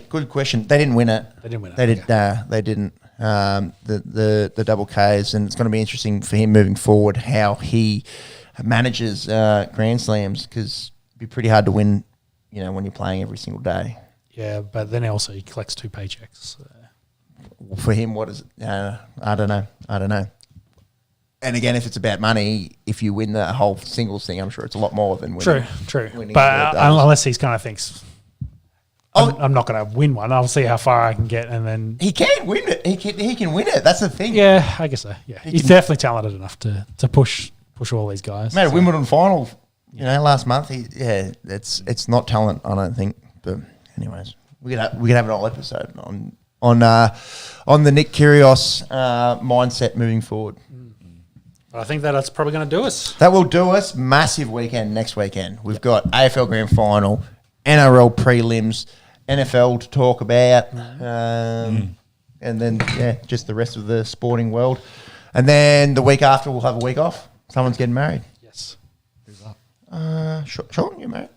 No, it's not me. I don't want to do that again. Oh, me, yeah. I don't want to do that again. So we'll see you next Sunday for a bit of a yarn, and then have a week off. Brownlow, of course, tonight. Tomorrow night. No, it's tonight. They're all showing up. I'm getting video of them showing up It's always on a carpet. Monday. It's always on a Monday. Is it tonight? Yeah, I'm sure it's tonight. Fuck me dead. I don't know. All my feed is of people showing up to the Brownlow. Look, there's Fag at the I'm Brownlow. going to get home and go have a few beers and watch a Brownlow. It's Some usually Lions on a Monday. Lions boys at the There you Brownlow. go. All right, fucking says. Unless maybe it's a Lions thing. Maybe it's a Lions best and fairest. No, It's always on a Monday. no. Paddy Cribs has arrived. No, yeah. There you go. Righto. I don't know why the fuck I'm still here. Geez, thanks. There you go. Sunday. It makes sense. Yep. Yeah, it's better than a Monday. Sunday. It's better than Monday. Better, yeah. Sunday makes sense. Yeah. Sunday night, man. Let's go. Lucky Neil's missus got allegedly. Not allegedly, bro. Allegedly. Monkey, don't say that. Righto, thanks for everyone. listening. Appreciate anyone that's in the comments and yada yada. We'll see you next week. Okay. Thanks. Bye. Catch ya, you dumb dogs. Dumb big gutted dogs. Bye. Bye. Wow, Sunday Brownlows.